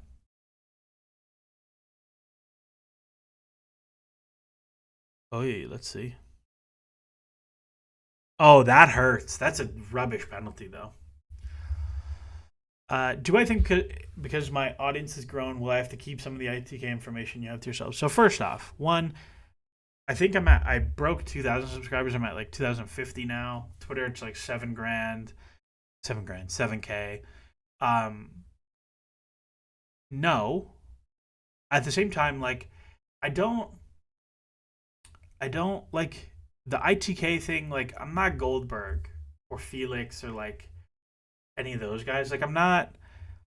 I talk to people, but like I'm talking to people because I want to talk about soccer. Like, I don't care about the ITK stuff. I don't care about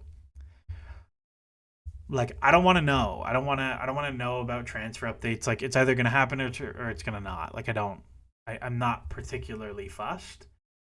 Like the ITK information I want is like I want to know why Maresca chose to build this way against this opponent. Right? But that's not what those conversations are. So it's just like whatever, you have conversations with people about soccer, and then like I would say when I say like oh, I heard this, like I maybe say 1%. And I certainly don't ever I'll say an agent one time ever was like, can you tweet this? And I was like, no, we're not doing this. We're not starting this. One time ever. So like there's no briefs. We're not doing briefs here. So like I might hear things and maybe I'll say them, maybe I don't. It depends what we're talking about. But like depends what it is. Like you want ITK, Thomas Muller to Whitecaps, I knew about weeks ago that was probably going to happen. But like nobody cares about Thomas Muller to Whitecaps, and like it doesn't matter. So whatever. It's just that's not the point of this. I want to talk about soccer. The transfers are fun, and it's fun to think about like how players fit and whether they fit and all that sort of thing. But like that's not what. Good save, Hannah Hampton. Let's go. Good save, Hannah Hampton. I think that's tough. Is there an argument for peak Hazard over Salah and KDB? Just peak for peak? I don't think so. I think peak Salah is like clear, clear, clear, clear. I know you spoke previously on why you wouldn't be a scout. What would it take for you to do the podcasting professionally? If I made more than my day job doing it, yeah, I'd probably do it. I think that would be fun. I think that would be pretty fun. Neve Charles, let's go. I love Neve Charles. When she was at Liverpool, I said she was the next Lucy Bronze, and I was right. That's right. Yeah, these pens are pretty rubbish. Um, yeah, if I made more from podcasting, but I don't make anything from podcasting. I just do this for fun. Like, there's not even ads on my YouTube channel. Like my YouTube channel has enough subscribers to be partnered, but I can't make any money because I'm on a work visa. So like, it's a weird thing. What sort of things would agents want to brief? Just out of curiosity. Like what do I want to? Like, it might be like, oh, this player is moving, or this team rejected a bid for this player, but good save again, Hannah Hampton. Let's go. Great save. You want to talk about goalkeepers, by the way? I thought Hannah Hampton was so bad at Aston Villa, and I was so confused. Um, I was so confused that she signed for Chelsea, and I was like, I don't think she's that good, and she's been like pretty legit, so that's fun. Yeah, huge, huge, huge save from her on that one. Um, Best team I've ever seen. I mean, I watched Conte's Chelsea when they were in that 15 game winning run live. That team was super legit. I think the actual best one. Oh, what a rubbish pen, Leah Williamson. Catacall, who I also don't think is very good. Oh, sorry, Nudex Dragon, my bad. Also, Nudex Dragon left the funniest comment I've ever gotten on a YouTube video, that he said he would listen to me analyzing paint drying, which is so funny. Bo Paraluelo going next. I really like Paraluelo, by the way. Very good player. Uh, the best team I think I've ever seen is probably those like messy Barca teams, like the 09-10 Barca teams. Those teams were just like ridiculous.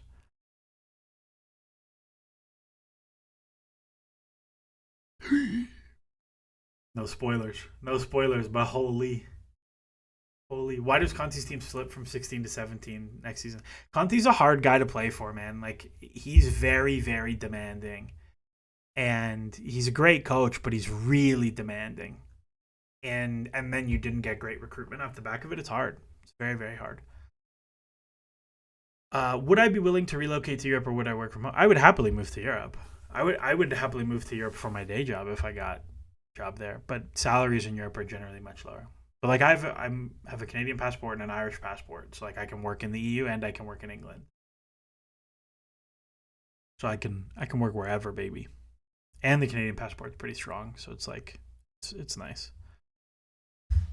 One thing I wish we had in football is director of football interviews, like how in American sports the GM gives the end of season interview and it gives the fans the perspective from the top. That is a penno. Oh, and they've won. That's a penno. Chloe Kelly. Holy bang. What a pen. How about that?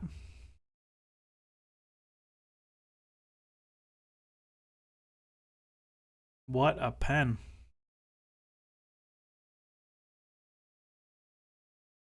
That was fun.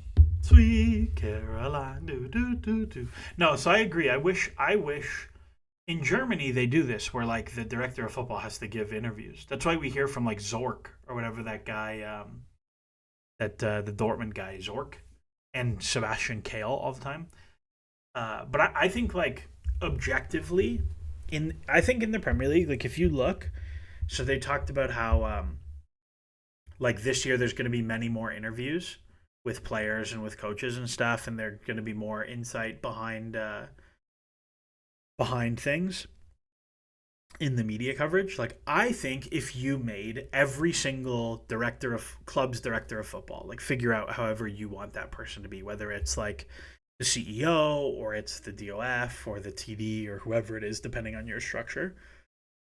If you had them, they give an interview at the beginning of preseason, they give an interview the day after the window closes, they give it the day before the January transfer window opens, and they give it the day after the January transfer window closes, and they give it the day after the season ends. So they give 5 interviews all year. I think you would get you'd get tremendous play as like the English media establishment if you think about it. Like,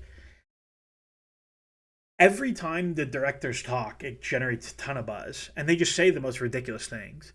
But like, you can imagine, you go into preseason, like whatever you do it August 1st, and you can and in and around there, you can imagine how much media coverage there would be.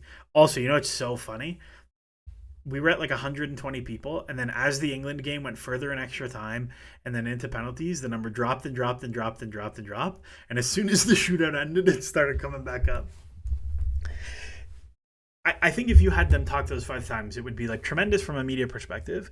I think fans would actually love to see and hear those things, because like, we can talk about it, right? We can talk about what they want and who they're going to target and this and that.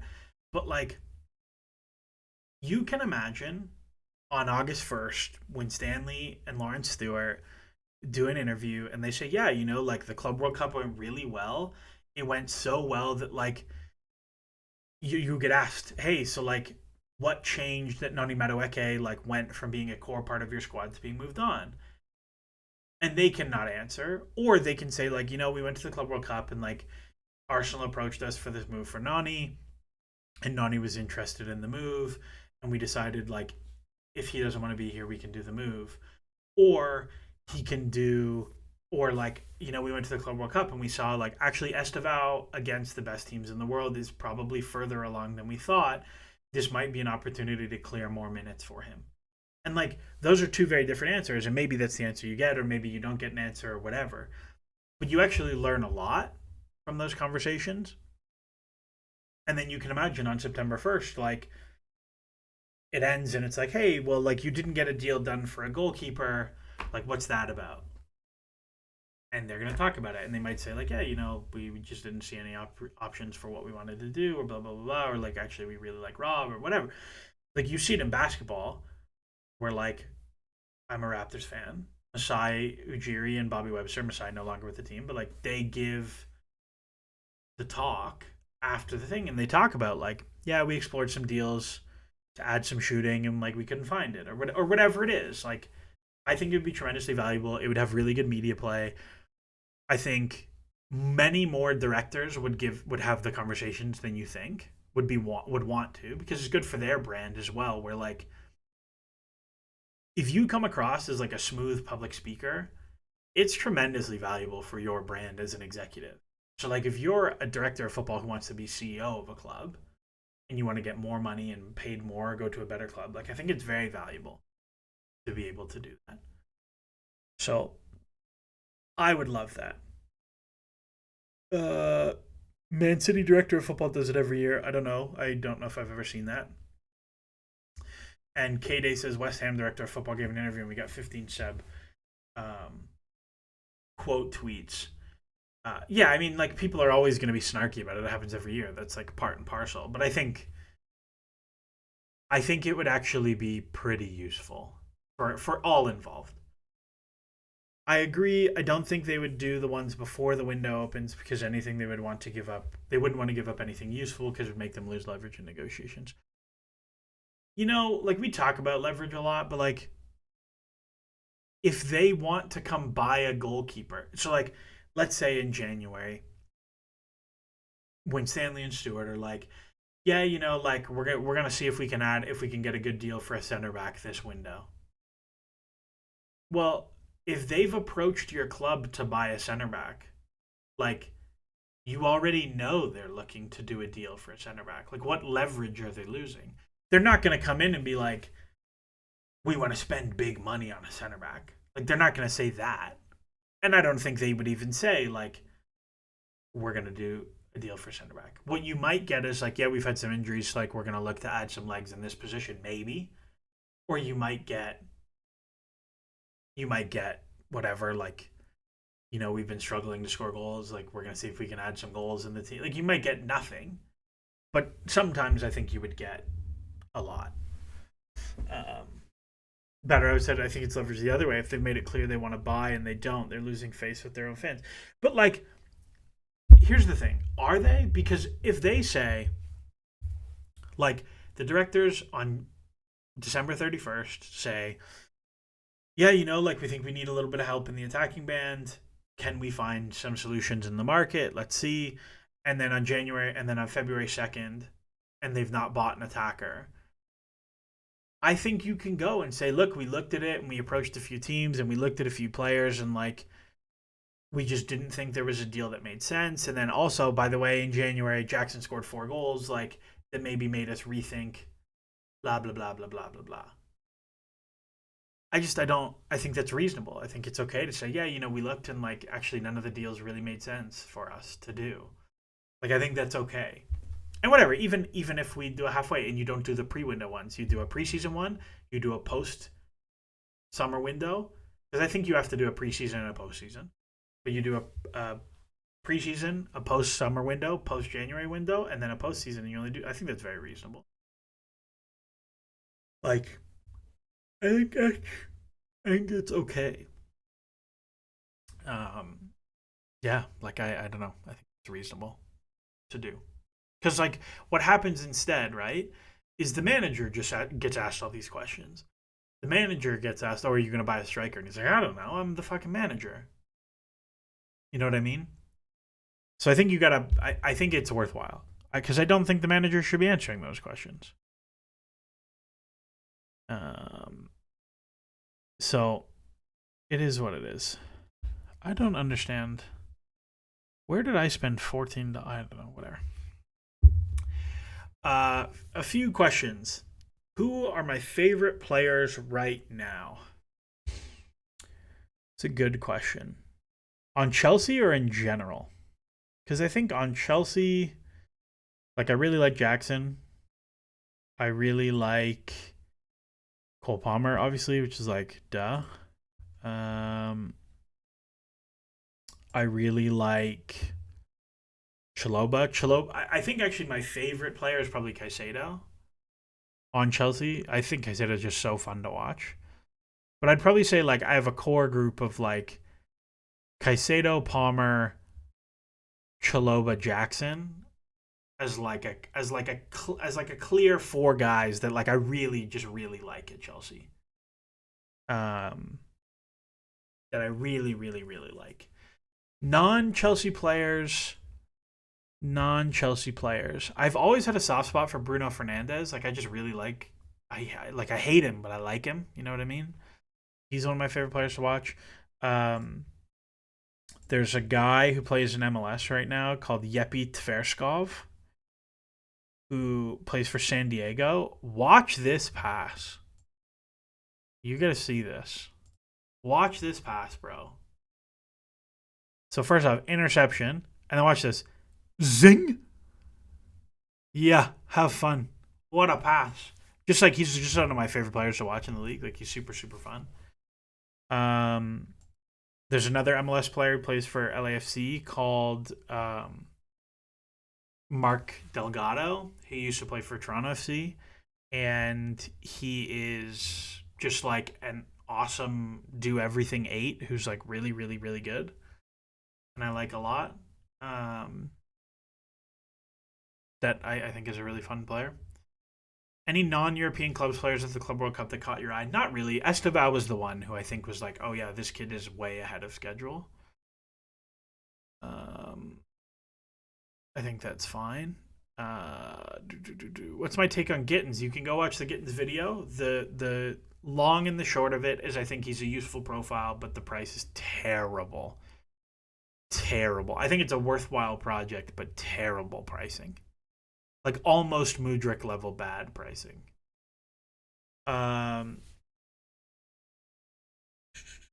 Is Yildiz also coming? I hope not. Yildiz is nothing for me.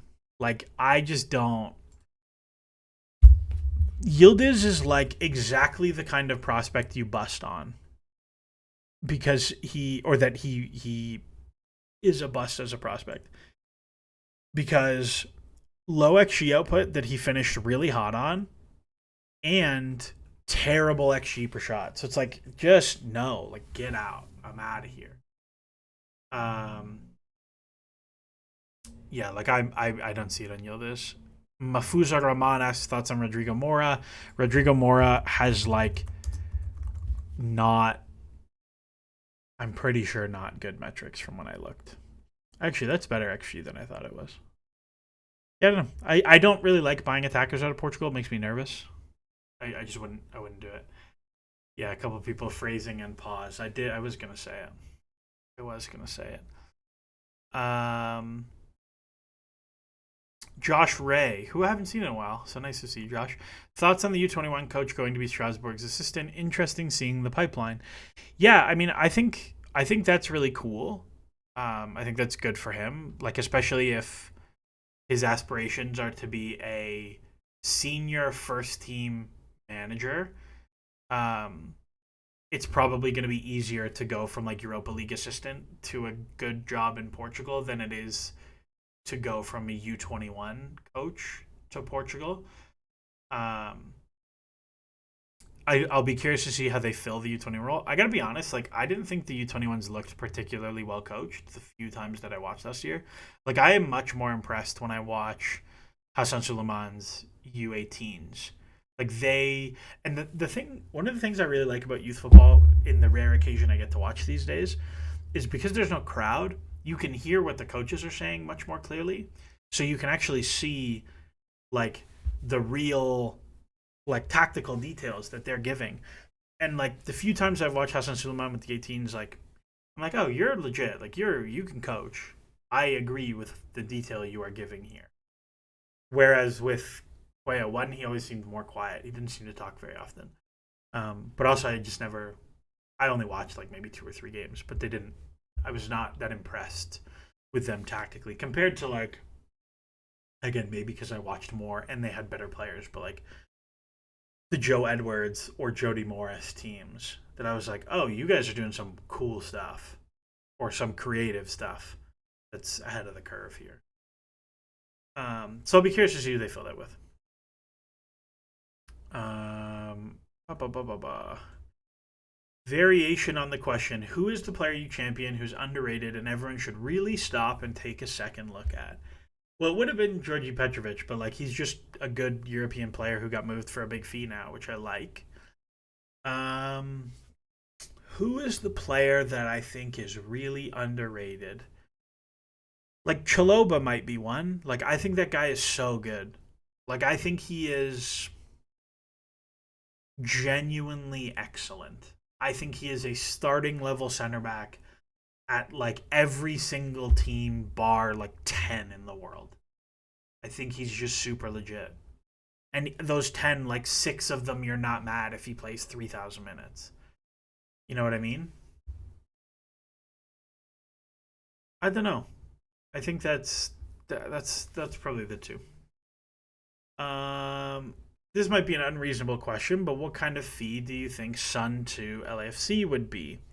Uh, very low, very low, is my guess.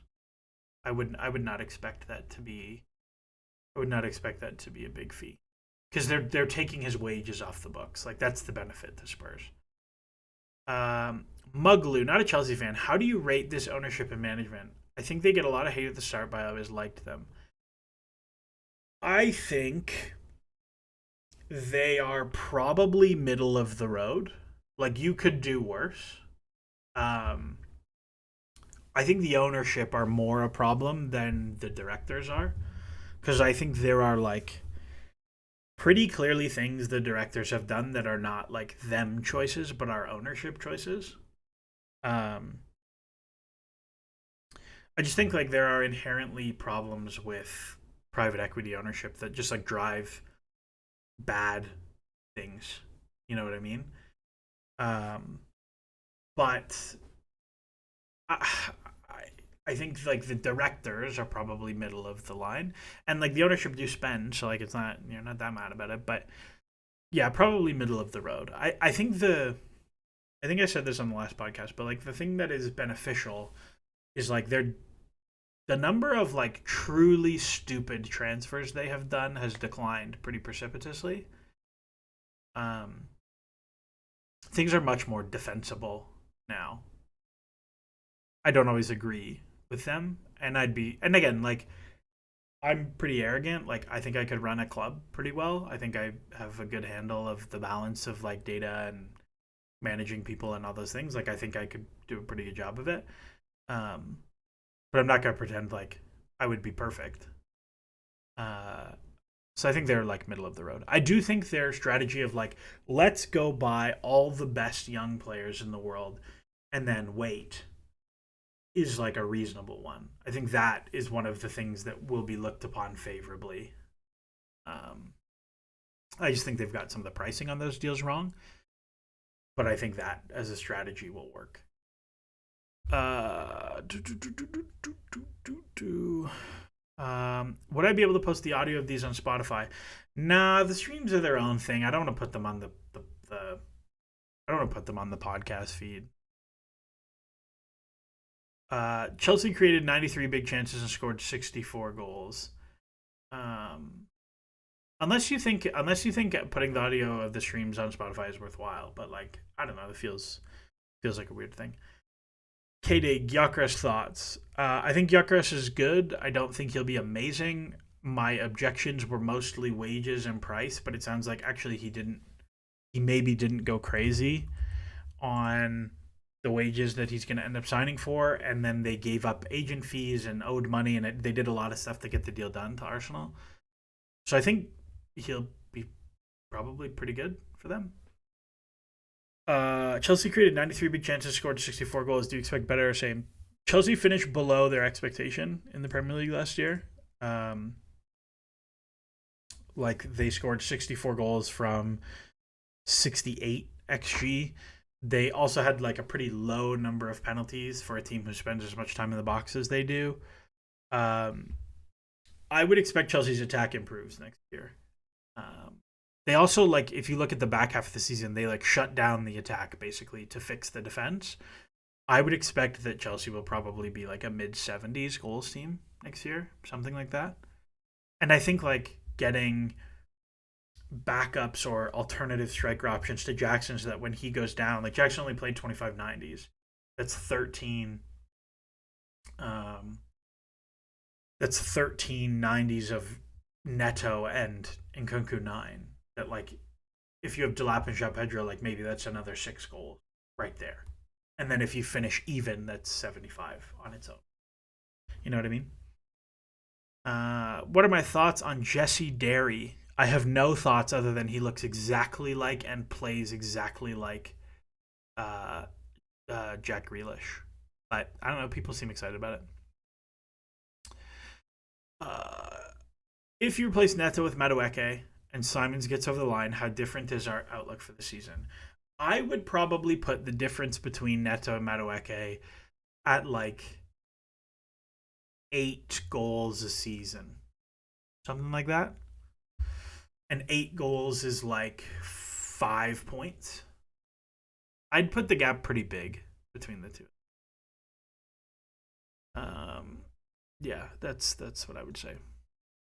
Alex just mentioned Chelsea could be looking for an opportunity in center back goalkeeper. Is mine and still a viable option? Let's go look at ye old Alexi Goldberg. Let's see what he's saying.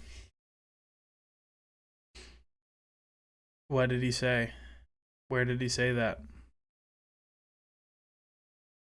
Oh, we didn't even talk about João Felix and like the insanity of João Felix. So first off, we did not make profit. We may make profit, but like this is a short-term loss. However, one of the things for UEFA, as we talked about this, is that for UEFA this will be a profit even at 27 million because it will be a profit on a non-existent fee for Conor Gallagher. On PSR, it will be a small loss until the add-ons hit. Do the add-ons hit? I don't know. Are the add-ons like actually hard to get, or are they easy? What's the sell-on clause? I don't know. We'll see. But like this, I think is the best deal you are going to get for sure. So whatever. I think that's fine.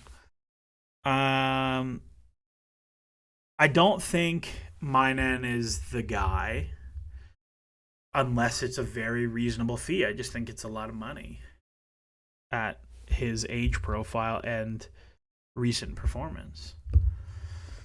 How often do you plan to be posting podcast streaming prior to the season starting once the season starts? I'll probably stream next weekend. Because it's the week before, and we'll have preseason games to talk about, so we'll have some interesting things. And then we'll see. Like, I stream sometimes after games during the year. Like, if Chelsea didn't play Sunday, I would stream after the games. We'll see. The streaming will be like as I feel like it, but there'll be a podcast every week, pretty much.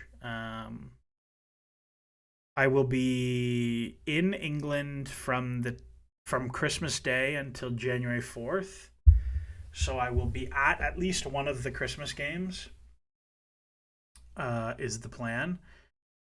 And I will not stream the first weekend of September because I will be flying home. Ooh, excuse me. But there'll be most weeks, and then things will happen that we'll do it twice a week because there'll be Champions League and whatever, and you know how it is. It'll be as I feel like it. Because sometimes there are games that are like, we'll play a midweek Champions League game and I won't care, or we'll play a boring Premier League game and I won't care. So like this season there were 50 episodes before the Club World Cup. I think 48. Better be 48. Chelsea users better be meeting up when you're in London town. Mate, it's on the calendar. It's on the calendar. This is actually, I'm going with one of my buddies from here, and I was like, yeah, we'll probably try and meet up with a few of my friends over there. And he's like, I'm so excited to meet your Twitter friends. So that'll be fun. Yeah. But yeah, I did like whatever. I did like 47 streams before the club, or 47 podcasts before the Club World Cup, and like 10 streams. So I don't know. Probably more, though. Probably more. Please no watch-alongs. Yeah, the watch-alongs I think are dead. We lost every single one. I don't even know how that's possible. I think we drew one. Yeah, no more watch-alongs. Even if he didn't have injury concerns, would Lavia still be a downgrade on Gallagher? Yeah, for sure. Because like, I don't think Lavia is that good. I don't know how to say that other. Donnarumma is refusing to sign, depending on price. The price will be too much. Hussein Carr, Bob Sanchez is the right profile. Our defenders are dependent on him in cross collection. Yeah, very, very, very, very valuable skill.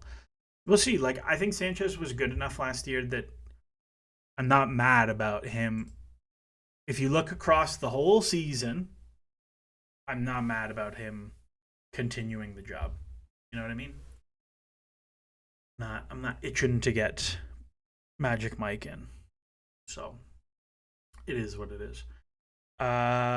Somebody asked me earlier what my thoughts on Gilmore and Ampadu were, and I really liked Ampadu, but I was never that into Gilmore. He was just like, he always felt like very like, I pass the ball around, but I don't really do that much sort of thing. But he was really good pre-COVID, and then he did his knee, and then he was less good. So I don't know. Let's see. So yeah. Any good books? Look at these crazy ads, bro. Twitter's ridiculous. Any good books you'd recommend related to soccer? The Liverpool one that just came out from Ian Graham is pretty good. I don't know. I'm trying to think. I've not read that many big. I've not been much of a soccer book reader, to be honest with you. Yeah, I don't know. I don't have any good book recommendations for soccer. I used to read this book. There was a book as a child called Keeper. by an author named Mal Pete that was about a Brazilian kid who works in a logging community in the jungle, and he becomes the goalkeeper for the Brazilian national team. And while he was in the jungle as a teenager working at this logging community, met these um, he met these like ghosts basically that were from the Brazilian national team that crashed their plane in the jungle, and he met the ghost goalkeeper who taught him how to be a goalkeeper in the summer or in the jungle, and he becomes the goalkeeper for the Brazilian national team. And his nickname was La Cigüeña, which is the stork, which I thought was really funny. Yeah, it's called Keeper by Mal Pete. It was a fun book. I got it as a kid. Seb blocked me because he compared old Meslier FBRF while using new Kepa FBRFs. I mean, Kepa has been good recently, and Meslier has been bad recently. Meslier never had. Good Meslier data doesn't exist. He had like one season in France where he wasn't hot garbage, and he was basically dead even. That's not even good. It's 1090s. It's one season. Look at his career. He's not a good goalkeeper. Kepa honks. I hate Kepa. We all know this. Kepa is objectively better than Meslier. There's no question. Kepa had one nightmarish season in his whole career and has, other than that, been a pretty consistent positive. And one of the things, I got real miffed about this. Even you looked at first season under Sarri, wasn't that bad. When Kepa signed, so if you look at like the really old goalkeeper models that are like, were really naive, Kepa looked slightly below average in Spain and was terrible his first season under Sarri. And I don't think he was good that season, to be clear. But he was so bad, or he was like kind of below average or kind of below zero in Spain. And StatsBomb wrote this big thing about how like we have the best model, we have the best thing, we have the best this, blah, blah, blah. See, we proved he was going to be terrible. And then they updated their models, the data got better, blah, blah, blah. And actually he was pretty good in Spain. Like for a 20, like this is still not 70 million pounds goalkeeper, but like pretty good. And this is not that bad. The whole perception would have been very different if these were the two seasons back then before this. And then he was pretty terrible after that, and it is what it is. So, you're here. Shawarma Boss, I hope you're in here and caught that Twitter ad moment. Bro, Shawarma Boss's recaps of the streams are so funny. Oh, the way he just describes the timestamps are really good.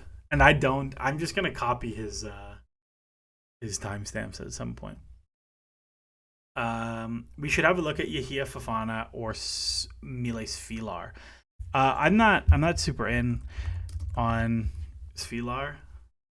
I think it's fine.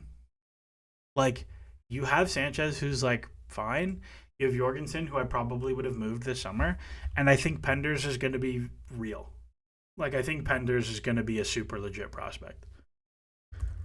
So I'm not itching to go get another guy. You know what I mean? I will say on Fofana, I am like always a little nervous about bullet sponges. Always a little bit nervous. But yeah, like I am very fine with Penders. Like, just I think Sanchez is okay. Play him for 2 years, and then Penders is probably going to be the guy. Something like that. Do I think transfer fee inflation nowadays is not only the high-end fees for top players, but the very high fees for moderate players is appropriate given IRL economics, or is it a bit of a bubble? No, I think the fees for top-end players have like stalled out. Like, Gyökeres going for 65 million euros after scoring 50 goals is not what would have happened 3 years ago, probably during COVID. People weren't spending money, but like 5 years ago, he would have gone for 100 million. I think the top end fees have stalled out. I think what's even you look like Caicedo Enzo, like the 130 millions, like it just doesn't like Verts moved for a big number this summer, but Verts was like objectively the hottest transfer on the planet this summer and had like multiple big teams in for him and had like a lengthy contract, blah, blah, blah, blah, blah. Like, I don't think that was, it's rich for me, but I don't think it was like in a super inappropriately priced. I think I agree that moderate player fees have gotten like real crazy, real crazy. Like Pedro Neto for 60 million is nuts.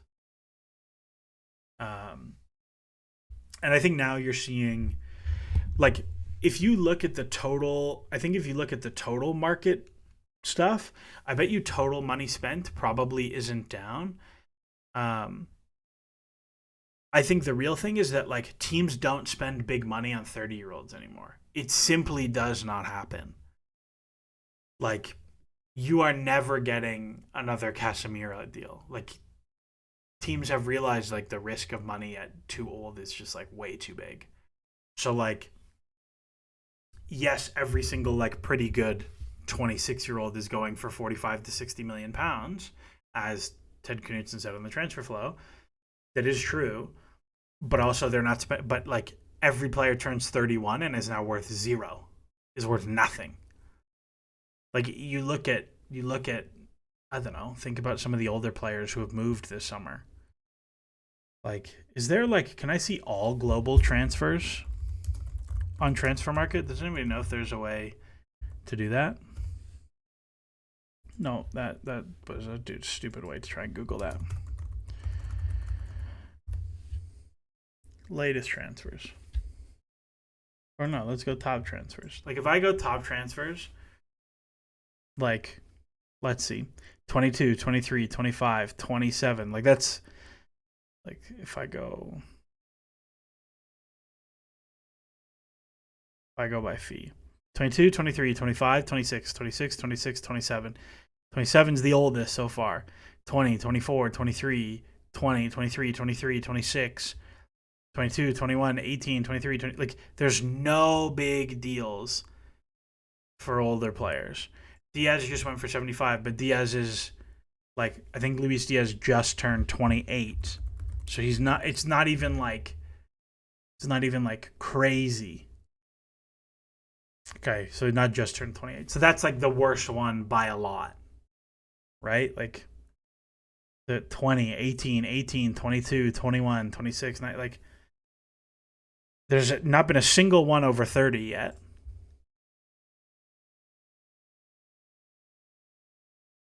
There's not. Like there's none. There's none over 30. This is actually pretty funny. There's none. There's not. I wonder if there's even going to be one transfer fee over 10 million for a 30-year-old. None. Like I think in general, like okay, there we go. 12 million for Norgard, 31 years old. That's like fine. Who cares?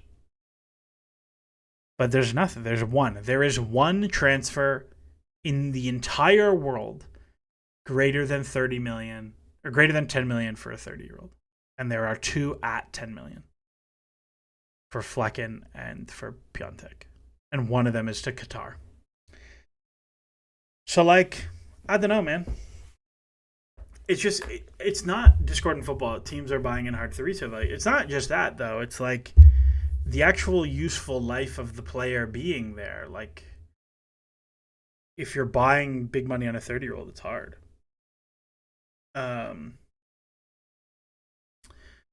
Almost also people aren't willing to give guys big wages. Almost every big club wanted a striker this summer and nobody wanted to touch Osimhen. Yeah, I think one of the big things that came out as a result of COVID is people looked at all the crazy contracts during COVID that just couldn't move. They were just mud. And they're like, yeah, we're not doing that. And somebody, I think Bad Rabbits earlier said like wages have been stagnant for like 10 years. Yeah, I feel like player wages stalled over the last 10 years. I think that's very true. Like, I I would bet I would bet if you looked at that a lot that like player wages, total player wages paid by the Premier League is flat over the past like 5 years. Um, hmm Osimhen has some like weird. There's some weird shenanigans going on there. We'll see. Have I seen Brighton's business? I have not paid particular attention to Brighton. Let's see what they're doing. I did like Evan Ferguson to go play for uh, Felipe Tilkin. I love how much the stream's just gone tangent after tangent. I don't think we ever even got halfway through the squad list, let alone finish that segment. Oh yeah, no. This was just I pulled it up to start somewhere because this is how it goes. Is like we start and then we talk about questions and then we move on and we never finish. And maybe we come back if the chat lulls, we'll come back to it and it is what it is. That is how we do it. On Brighton, I liked Evan Ferguson to Gasparini's Roma. Like I think he's going to be really good there. Apparently, he scored 4 goals in a closed door preseason friendly. I think De Kuiper has really good data. I believe De Kuiper has very good data. Yeah, that's for a fullback. He has half an expected goal from fullback. What? No, that he must be not actually a fullback.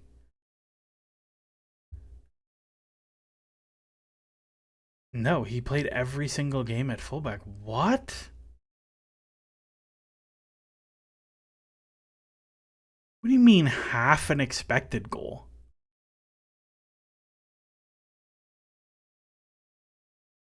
Dude, that's like pretty bananas output from fullback. Holy shit. Okay, sure. So like he's probably good, probably better than Purvis Yan. So that's interesting. I like that deal. Kostulis, I don't really know anything about. Um, but Pano is our resident Greek expert. So Pano, if you have like strong Kostulis thoughts, let me know. I know people like him. I think his goal record in Greece was like pretty good, but small minutes. The last time I think I looked at this. And he's young. He's 18. Yeah, 7 and 1,200 minutes, but limited, but small time. So like you're gambling pretty heavy there. Tom Watson scored for Sunderland in the playoff final, I believe. Let's see what his data look like. So decent amount of dribbling and a lot of shots, which for a young player like you could do worse. And that fee is okay. Diego Coppola. Boshagli on a free is okay. I think that's reasonable value. Diego Coppola. Let's see. Coppola. That is a very not Brighton profile. I'll tell you that. That's pretty interesting to me. So I'm curious about that one. I don't know. I don't think they're like. I think João Pedro's a loss, but I think they got a really good fee for him. I think Adingra's a loss, but they got a reasonable fee for him. Like I think they'll be fine. They're not going to get relegated or anything. I would like them to see. I mean, maybe they think Kostulis is that guy, but I'd be curious to see what they do with like. Minte's legit. I'd like to see them probably add another real attacker. Kostulis is 18, built like a 28-year-old, strong, fast, good footwork. He's a 9.5, like João Pedro, but much more 9 stuff than 10 stuff. He's basically the best talent out of Greece, says our resident Greek correspondent, Pano Footy. Yeah, I mean, sure, gamble, why not? I think they would have to like really mess up to get relegated. So I think these are the right age profile of buys. Also, Brighton's recruitment, like sneaky, got kind of bad for a few years. Like they hit a weird wall where like they had a bunch of guys that were not that good, and then they got off of them for like okay fees if this moves on. Are you positive on Matt O'Reilly? He was hyped last year, but seems like they might sell. He's an interesting prospect, but I think he got injured a lot.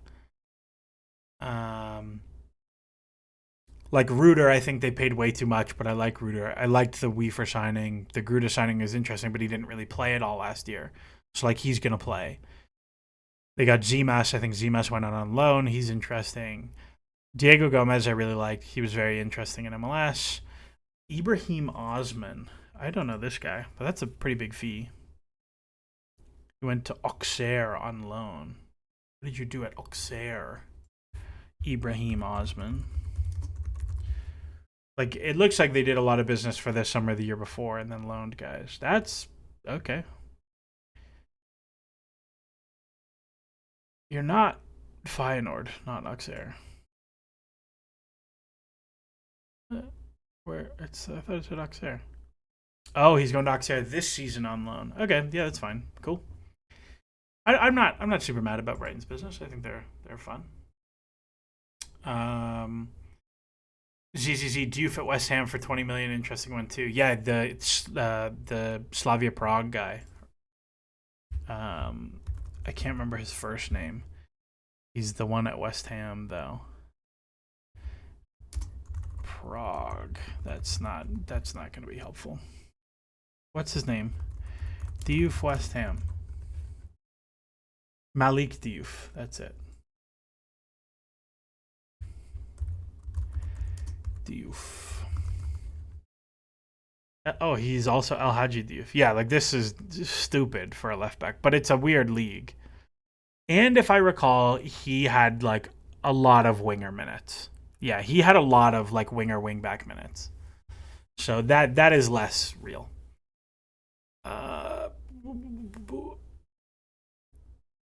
Big up Kier, what a treat.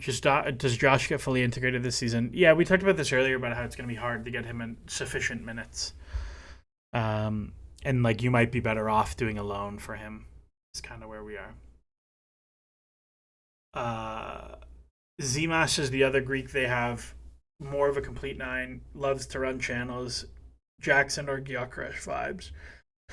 Yeah, Zimas had really nice data for Nuremberg last year, if I recall correctly, in the Bundesliga too. Yeah, he scored like a lot. And I think I've seen some like underlying data that was pretty strong. I think there was talk about Chelsea were interested at the time.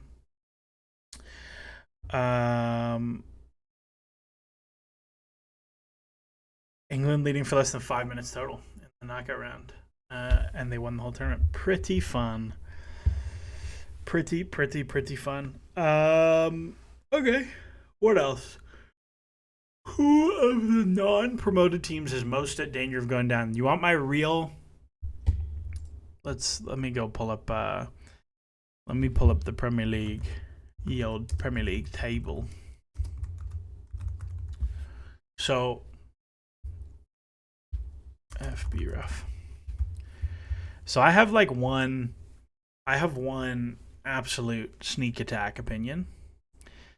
I think Wolves are like pretty obviously at risk, right? That's not a sneak attack opinion. Like I predicted them to go down last year, and then Cunha decided he was like the best shooter ever. Lucy Bronze just said she played the whole Euros on a broken tibia. Absolutely nuts. That's insane. Oh my god. So Wolves I picked last year to go down or like to be close. They lost Cunha, and I don't think they've really done incomings that are like good.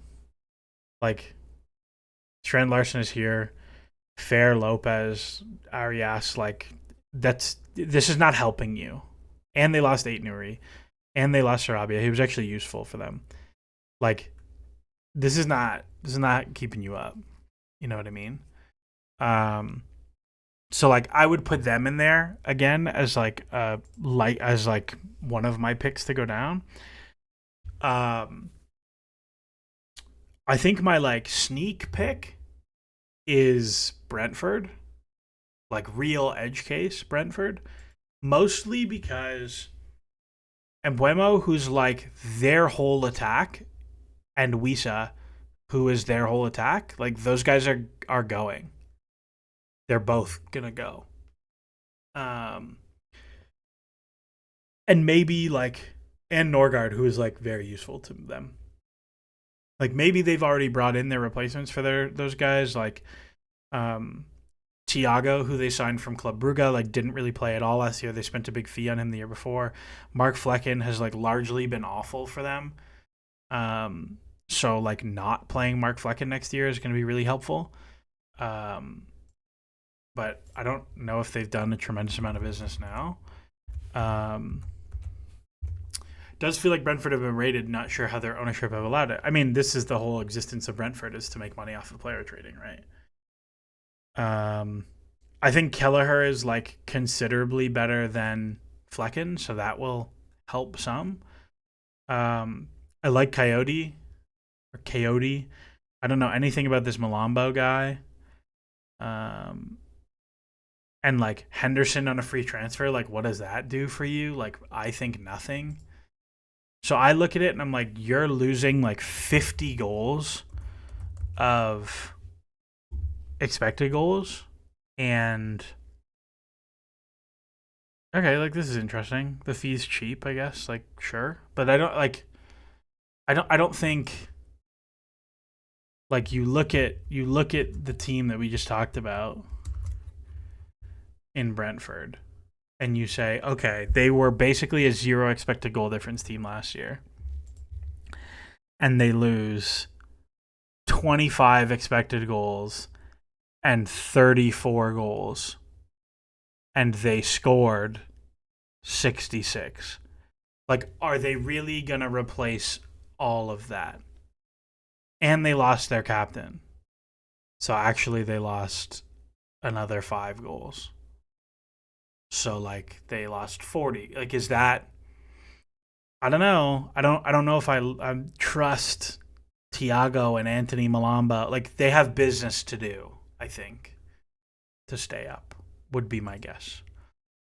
Um who else? Who else do I think is like sneak target? I would say Wolves is definitely most likely. I don't think West Ham are as bad as their metrics were.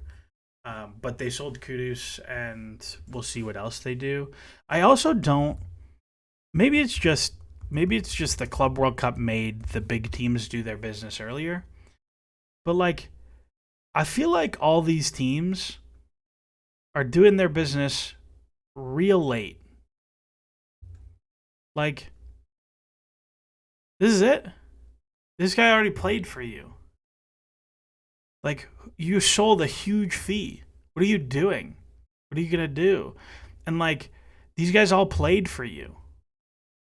What are you gonna do? I don't know.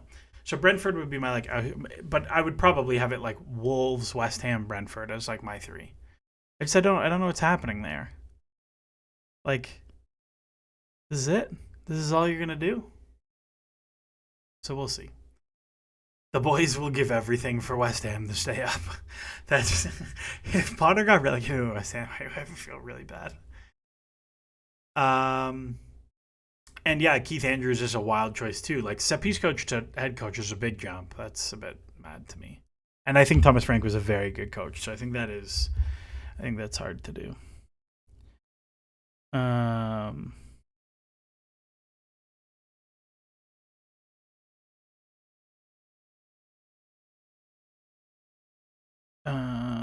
okay, wow. Oh my god, 9-1.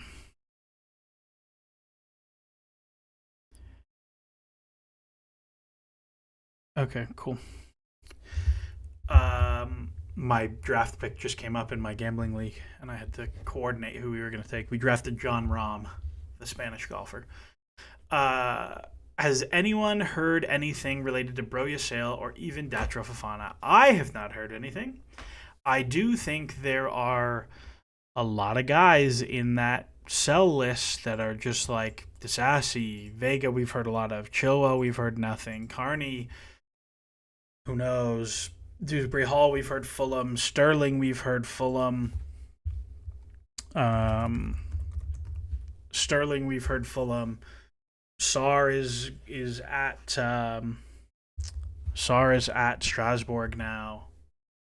So we'll see. Like, yeah, I've not heard a ton. I do think the Hato and the Simons deal though are deals that you'll be able to fold players into. Like, I think you could do. I don't know. They said ISS to Ajax or whatever, but like, I think you can fold Carney into Leipzig pretty easily, and I'd be pretty happy with that, especially if it's like if you call Carney and Simons 25 million for Carney, so small profit, and 40 for Simons, I'm like largely pretty okay with that.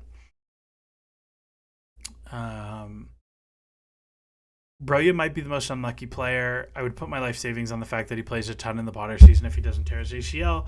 Plus, we almost got like 30 million twice. Yeah, he would have played a lot that season, especially as things got worse. Um, I think the thing with him was like he was never good at anything but being big and running fast. And if you now can't run fast, what are you gonna do?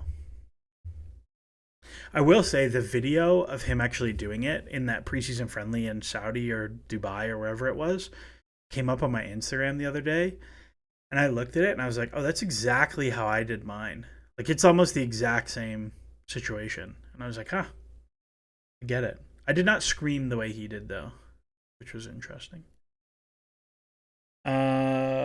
Fulham usually do a lot of business late. It's been barely anything from them too. Well, they're doing Reese Nelson is the one I saw, and I think if they do Reese Nelson, they won't do Sterling. Sterling, I don't even know. I don't even know what's gonna happen there. But yeah, you got a lot of guys. You got a lot of. If we go to the big Chelsea Wikipedia squad list, which is I've somebody told me a good way to see all the players. Like you got to do you got to do a lot. Felipe Tilkin, Kieran, I haven't followed you for super long, but you made a comment not too long ago that raised this question to me. Are you a Havertz truther? Chat, tell Felipe what I think about Kai Havertz.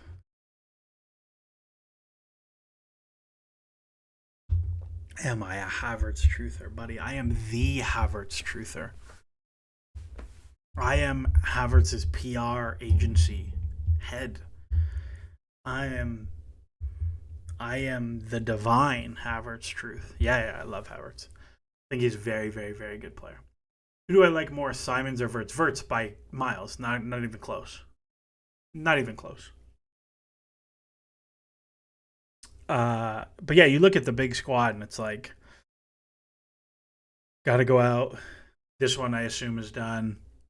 Dewsbury Hall is probably going to go. Anselmino's got to go. What are you going to do with Tyreek George? Kellyman's got to go. Giu has to get a loan. Slanina's got to go. Pais has got to go. Like those ones are not so bad. But then other players under contract. Panafooty Kier has a crush on Havertz. Bro, I saw the picture, the photoshopped picture of him looking jacked, and I was like, if this is real, my life is gonna change. Uh, yeah. And then like all these guys, you got to move still. Like that's a lot. It's a lot. There's a lot of outgoing business to do still. I think most of it will be able to do though. Um, like Disassi, I think you'll be able to move. Gilchrist, I think, is movable. Vega is movable. I think Carney will depend what the number you want is. Felix is gone. Ugochukwu, I think you can move, but you're going to take a loss on it. Broya, I think you can move, but it'll be a very small fee. My guess is the Broya fee will end up being like what they did with Tino Andrin, where it'll be a really small initial fee. Like Tino moved for free. My guess is Broya will move for a small number, and it'll have a fat sell on. Like he'll move to a championship team or something for like 8 million, but like a 40% sell on. That's what I would predict will happen with Broya. Fafana, you got to move. Mudryk won't be able to move, and then Sterling you got to move. And I think Sterling and Chilwell will end up getting bought out. I don't think they'll be able to move. And then there's like the under 21s, like what's happening with Matos and Castledine. And I think the other guys are okay to play 21s at least till January. Like I think like everybody's real excited about Mayuka, but I think he needs to play a lot still, even at 21s level. Okay. All right. We're going to go 8 more minutes because we're at 2:42. We're going to go 8 more minutes. Hit me with whatever other takes you have or questions you have or thoughts you have or whatever. I've not made my fantasy Premier League team yet. To be honest, the last few years I like make it the first week and then I forget about it for the rest of the year and my team does terrible because I just stop caring. So I'll make one because I always do, but I don't. I can't be bothered to change my lineup every week, ever. And I have all my weird money leagues that I care more about. I'm also just like not that good at fantasy Premier League. I don't know why. Like, the best I've ever come is like not that good. I just never. I don't know. I never do that well. Do I like Yildiz over Xavi Simons? No, not at all. I don't like Yildiz at all. Top 5 Premier League managers is Pep, Slot, Arteta, pretty clear top 3. And then I think the better way to think of this is like tiers. So I would probably have it like current.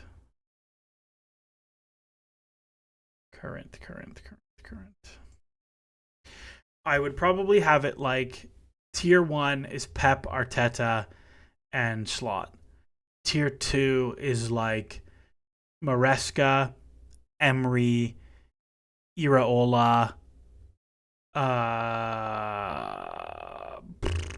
Maresca, Emery, Iraola, Thomas Frank. Yeah, probably that. And then the next one is like Eddie Howe, Marco Silva, Nuno, Glasner, Hertzler. Emery is probably in the tier with Emery as well. I don't know what that's going to look like. That's a whole other thing. Moyes is also pretty high in that initial tier as well.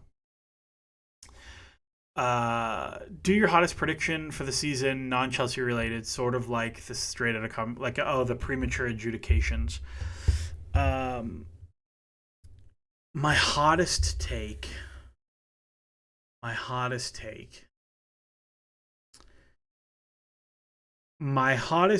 is that Xabi Alonso is going to have a really hard time at Real Madrid.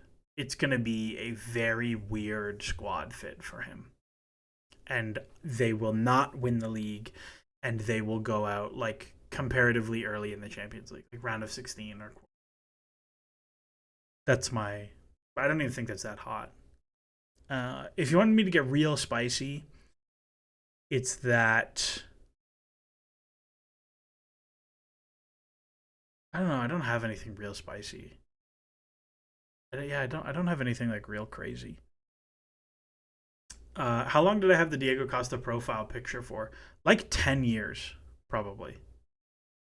A really long time. Yeah, probably 10 years. Ancelotti's I think Ancelotti's going to suck at Brazil. That's my other take, is that he's going to look really bad at Brazil. Early WSL thoughts for 25-26. I think that Chelsea have like ridden their luck somewhat fortuitously in the FAWSL for a few years. And I know that's like a bit ridiculous to say in a year where they won the title unbeaten. But they have been like the same level as all the other good teams for like quite some time. I am going to predict that they do not win the league next year, but just by virtue of like seems unlikely that you continue to win when you play the same as all the other teams. But I think like they have correctly made the right decision to move on from some people that cost them a lot of money. Um, like moving on from Mia Official, who I never thought was very good, even though she had like pretty bonkers X numbers last year in when she came back from her knee. Like the number that she signed for in America is like significantly more than Sam Kerr gets paid. Um, I don't know. I don't know.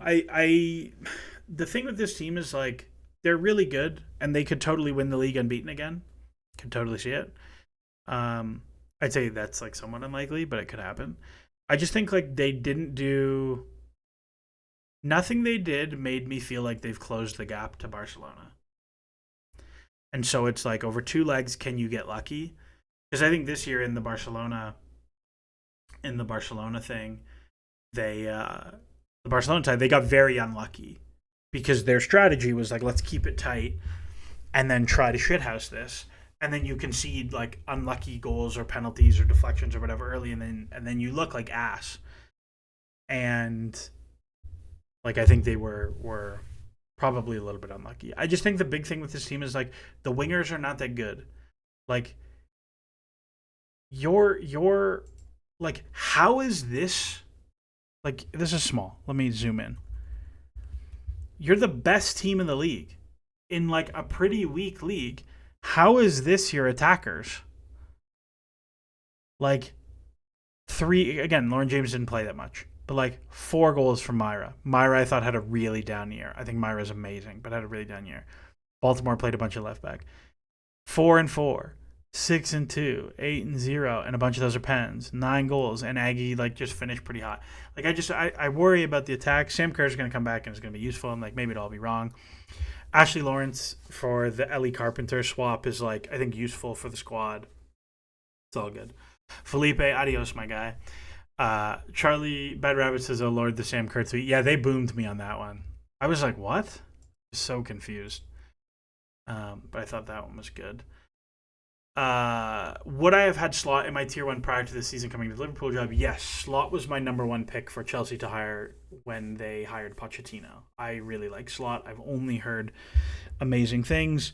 One of the things I've consistently heard positively about him is his willingness to seek out experts to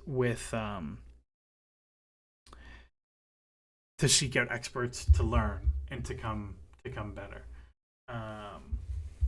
But yeah, it's all good. Yeah, I really like Slot. Do I think the Club World Cup as a whole is a success? Yeah, 100%. I think the Club World Cup, like in the way they did it, is just great. I think it's like a really good. Do it every 4 years, get a load of teams in it, make it a big deal, make the prize money big so the players who are playing in it actually care. Like, I think it was like pretty resoundingly a success. Nudex Dragon, opinions on Mark Guiu. Is there any world where you let Jackson go for 60? You're okay with Guiu being third choice striker? I really like Guiu. I'm definitely higher on him than others.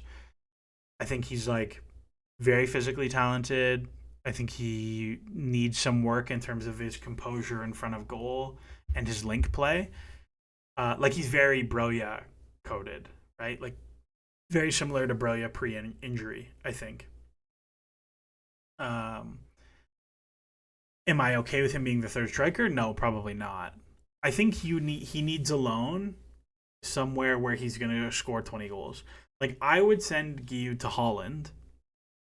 Like if you want to talk about folding stuff into the Ajax deal or whatever, like have him go to Leipzig or go to Ajax and just rip in transition, running and being a bruiser there. Like I think that would be good for him. But somewhere he's got to go score a bunch of goals. Belgium or Holland are the two in my head. Anyways, I'm going to wrap up there. We've been going for nearly 3 hours. Thanks everybody for jumping on. Hato video will come whenever I feel like doing it. But we'll see. I'm not super excited about it. He's fine. It's a reasonably priced fee for a good player in a position of need. It's fine. That's my most it's a pretty milquetoast steak on it. Um, but yeah, that's my spiel this week. I'll probably stream next weekend post the Leverkusen and AC Milan games, which will be fun. I'll be very curious to see how those go. But we'll see how it goes. As always, my friends, enjoy the soccer.